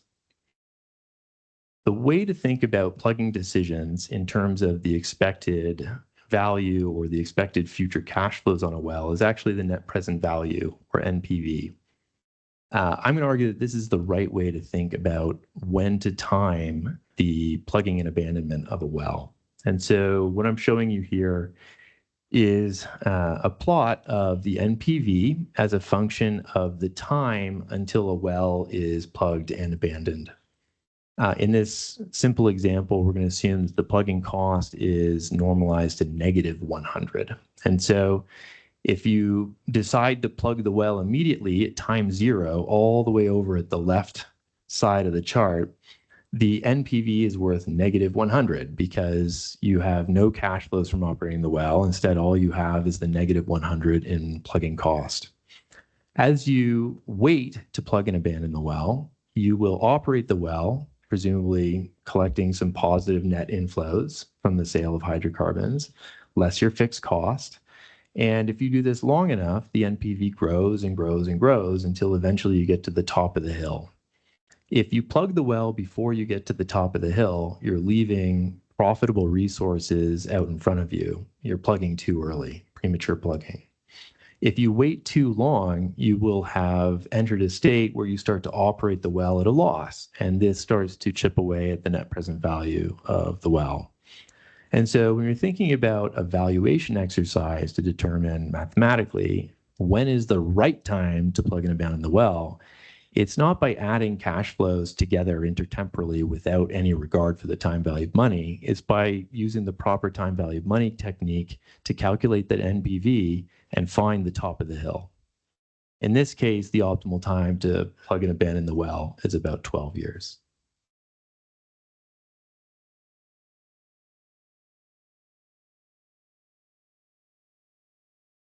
I'm going to work through a few examples. We'll start with the simplest one. And this is actually fairly similar to Mr. Purvis's example in his direct testimony, in which we have an asset that produces a positive 25 million and ultimately has a plugging expense of negative 25 million.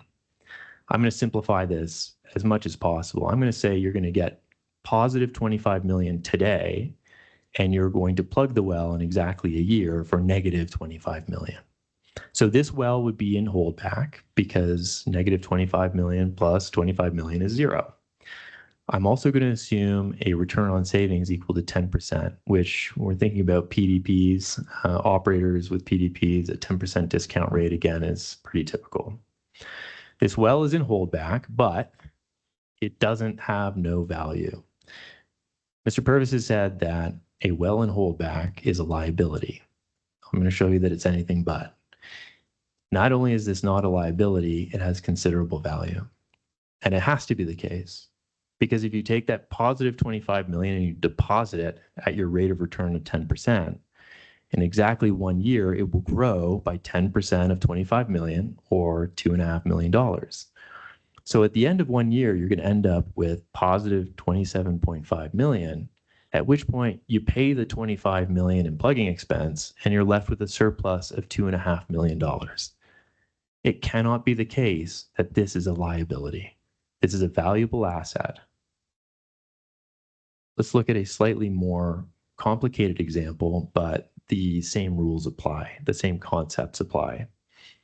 This again is going to have $25 million in positive cash flows, but this time, instead of coming at one lump sum at time 0, I'm going to spread this out over time, similar to an oil well where it's declining over time until eventually in year 5, you have to pay the negative $25 million in plugging expense. This well, again, is in holdback because if you add up the positive 25 million in green cash flows, they equal exactly the negative 25 million in plugging expense. While this well is in holdback, I'm going to show you again that this well actually does have considerable value. And I'm going to show you a couple of these tables. And so I'm going to invest a little bit of time to walk through this table. This is IPA-NM Supplemental Exhibit 30. And what I'm showing you here is a table that tracks the balance of an investment over time. As you walk down the table on column 1, you're keeping track of which year it is, starting in year 1, and then eventually ending up in year 5 at the bottom of the table.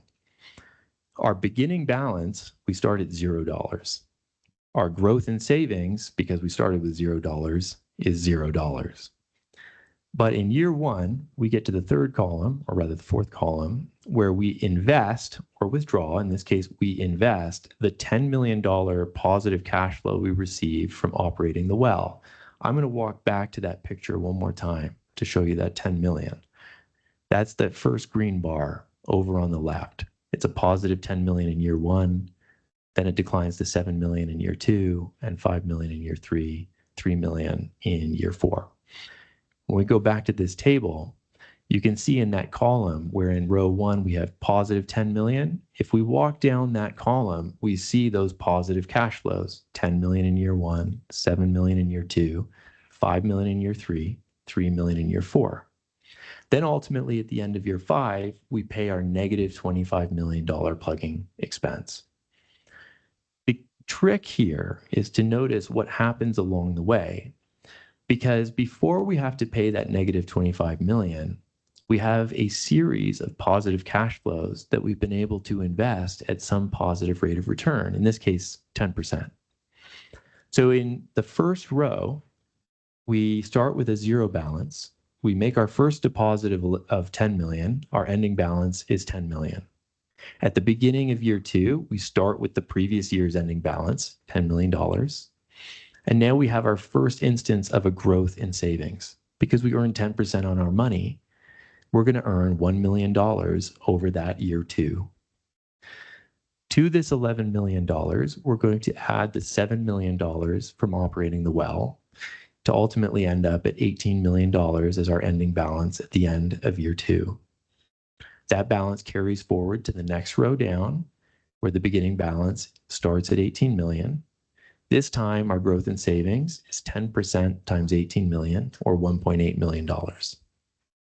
To that, we add the $5 million from operating the well in that year. Now we get an ending balance of $24.8 million. And we keep doing this until eventually we get to year five. And in year five, we have a beginning balance of a little over $30 million. We accrue interest or growth in savings of a little over $3 million on that balance. And then we pay the plugging liability of 25 million. But at the end of the day, after we paid the plugging liability, we end up with a surplus of a little over $8.3 million. So again, we have a case in which we have a well in holdback, which Mr. Purvis again defines as a liability, by definition, something that has no value. And yet it has considerable value, in this case, over $8.3 million 5 years from now. Now, that surplus of $8.3 million, that only arrives in exactly 5 years, right? Because we have to get to a point where we actually pay all the cash flows, right? We pay the plugging expense. We've collected the cash flow from operating the well for these 5 years. How does this surplus in 5 years' time relate to the net present value that I was trying to convince you is the way to think about valuing the well? Well, it turns out that the net present value is the amount of money that we would have to deposit today in order to end up with exactly $8.3 million 5 years from now. I can show you that with another table.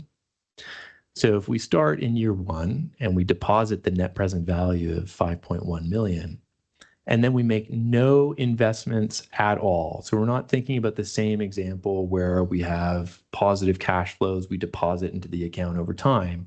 In this example, we're not making any other investments other than the initial investment of the NPV, 5.1 million. If we do that at our 10% rate of return, we will end up with $8.3 million in surplus, the exact same surplus from the project we just looked at. And so that's really what the NPV is. It tells us in today's dollars what the expected surplus is associated with the project. So again, we've got a project that is not a liability. In fact, it's an asset that any rational buyer in the market would be willing to pay $5.15 million for.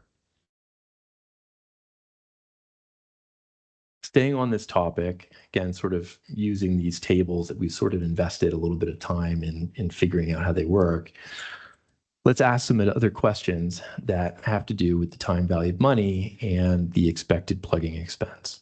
One question might be, how much money do we have to set aside today in order to make sure that we cover that $25 million 5 years from now? Because we go back to my original picture with the NPV in terms of what is the optimal time to plug the well, if we have an estimate of when we think that is, we could plan for it. We could set aside money for it. Question is, how much would we have to set aside today? Again, at a savings rate of 10%, turns out we would only have to set aside $15.5 million. That's the beginning balance investment in year one in this table, which is IPANM Supplemental Exhibit 32. If we deposit that amount and it grows at a 10% rate of return, we will end up with exactly 25 million, the exact amount we will need to make sure we can plug that well. And as this relates to the optimal or ideal, the theoretical ideal financial assurance bonding amount, again, we see that there is another reason why we would expect that the ideal bonding amount should fall short of the expected cost of plugging and abandoning the well. In this case, our expected P&A cost is 25 million, and yet, because we have a positive rate of return on our savings, we only have to set aside $15.5 million today in order to satisfy that obligation. Now, I have played a little bit of a trick on you because 10% rate of return is appropriate cost of capital for a risky business. This assumes that the operator can take that money and redeposit it into his own operations, but those operations are risky. So to the extent that I'm maybe exaggerating somewhat the amount of money you would have to deposit today in order to satisfy that future obligation, it could be that I'm ignoring some of the risk inherent in this 10% rate of return. And that may be true. So let's do the same exercise, except this time let's completely remove risk from the equation. What if we, instead of deploying that 15 million into our own operations at a rate of return of 10%, let's think about what if we deposit it in treasury bills or a risk-free rate of return. This way our money is going to grow at 4%. And I looked this up a couple months ago when I wrote my testimony. And it turns out not much has changed in treasury yield since. The 10-year treasury yield is still about 4%. So this is actually a realistic risk-free rate of return.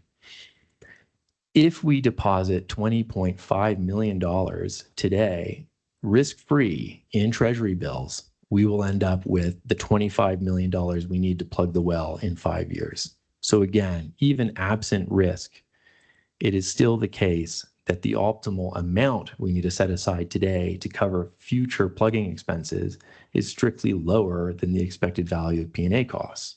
And that's just because of the time value of money.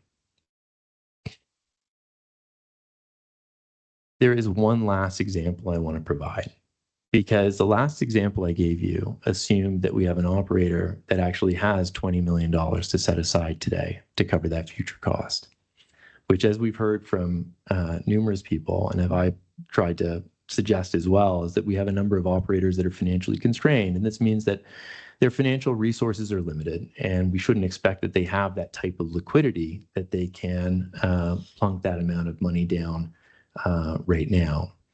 So let's relax this even further. Again, keeping the risk-free rate of return, so we've got no risk here whatsoever.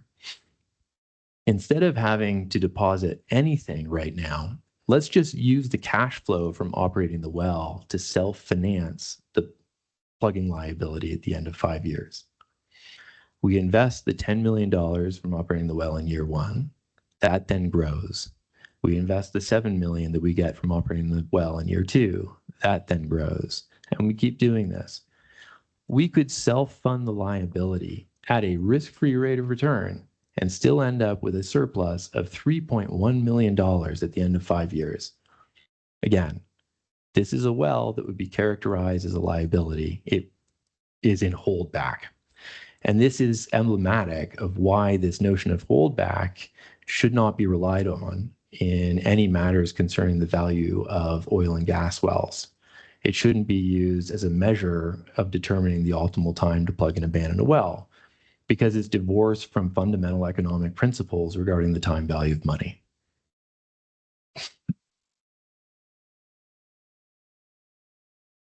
I'd like to say a little bit about the what I think would be practical limitations to avoiding the proposed 15% threshold. Mr. Purvis has testified that over 52% of operators in New Mexico are already in breach of the 15% threshold. This strikes me as a lot of operators. And so to the extent that we think that operators would have no trouble in adapting to this policy, half of operators in the state is a large number. I'm not necessarily confident that all of them would be able to adapt in time. This is to say nothing of the permitting processes that are involved, the availability of plugging services. All of this likely limits the number of wells that could be plugged in short order. And of course, if we're going to credit operators with an ability to adapt to the proposed rules, I believe they'll do so by prematurely plugging their marginal wells in order to avoid the steep FA cost increase associated with the 15% threshold.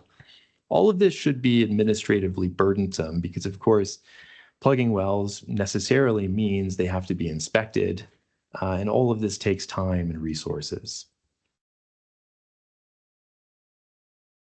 Another aspect of the proposed rule that I think might be difficult to implement in terms of feasibility, the definition of marginal well, as you've heard, is a two-pronged inquiry, right? It's the number of production days. Is it produce less than 180 days a year? And does it produce fewer than 1,000 barrels of oil equivalent in a year? This is a graph showing these two dimensions in Mr. Purvis's testimony. And he's got some color coding here to identify marginal wells in blue, and in purple we have some no beneficial use wells and so on and so forth. All the wells in black presumably are wells that would not be classified as marginal. Now, I looked at this picture, and one thing jumped out at me, looked a little bit strange, and I've highlighted these what appear to be vertical lines with some red arrows just to draw your eye. This type of bunching, where we see almost really vertical lines throughout the data as you move from right to left or left to right, these bunching occur almost exactly at intervals of 30 or 31 days, right? So 30, 31, 60, 61, 62. They are almost certainly the number of calendar days in a month, which this tells me that there's already considerable leeway in how operators are able to report this data. Now, if you are going to adopt a rule that requires that you need to depend on an accurate measure of the number of production days, this may be quite difficult to monitor. And this type of bunching tells me that this rule may actually serve to help to weed out honest reporters who will not fudge what they tell the department or the division, as opposed to bad actors who, by definition, would have less misgivings from misleading the department, division, excuse me, along the dimension of the number of production days. And so my concern is that this may not catch the bad actors we're concerned about, and may actually weed out honest, responsible operators at the same time.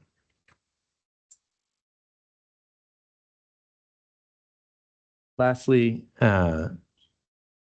this is a chart from, I know this is credited to the Interstate Oil and Gas Compact Commission, but I believe I pulled this from one of the Department of Interior's annual reports.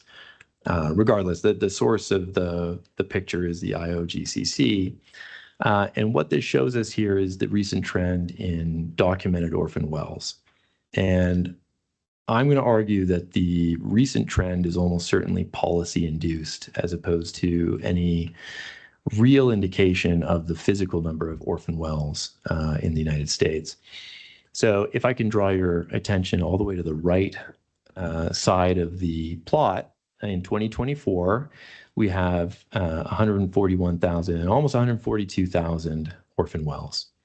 If you walk back to the left, the next data point is 131,000 orphan wells, and that's in 2021. So pretty significant increase, right? We're increasing by about 10,000 over a 3-year period. But the real increase occurs between 2019 and 2021.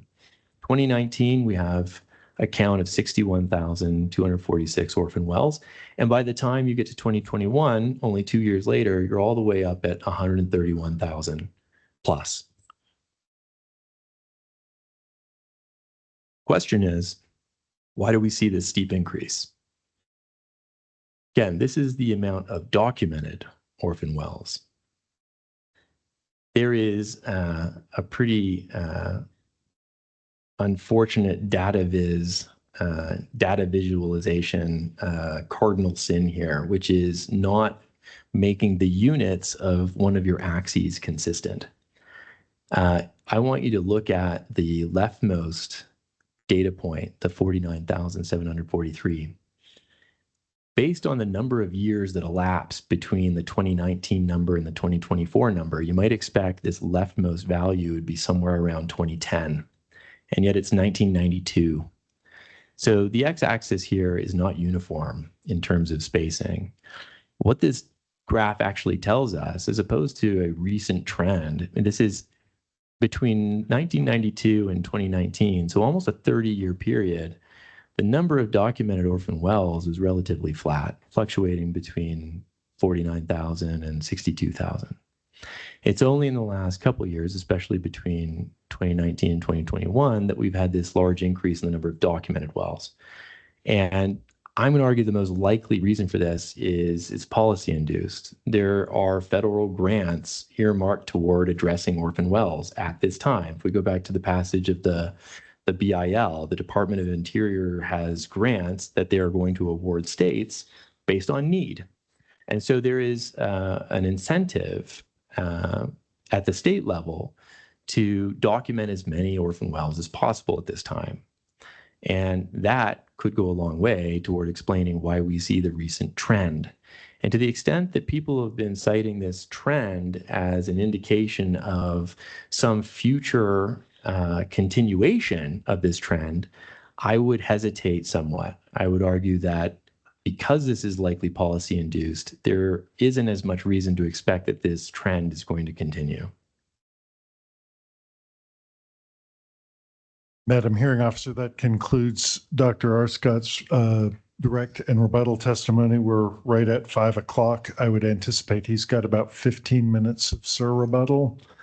So I don't know what we want to do with our time. I think we want to break now. That's what I thought. Well, But- we've actually been going 2 hours at this Yes, point. that's fine. I'm just not in charge, so I don't, Yeah. don't want to presume that I Yeah. am. Thank you so much. All right, we'll resume at 9 in the morning and we'll start with public comment and then we'll do your sir rebuttal. Okay, thank you very much. Thank you so much.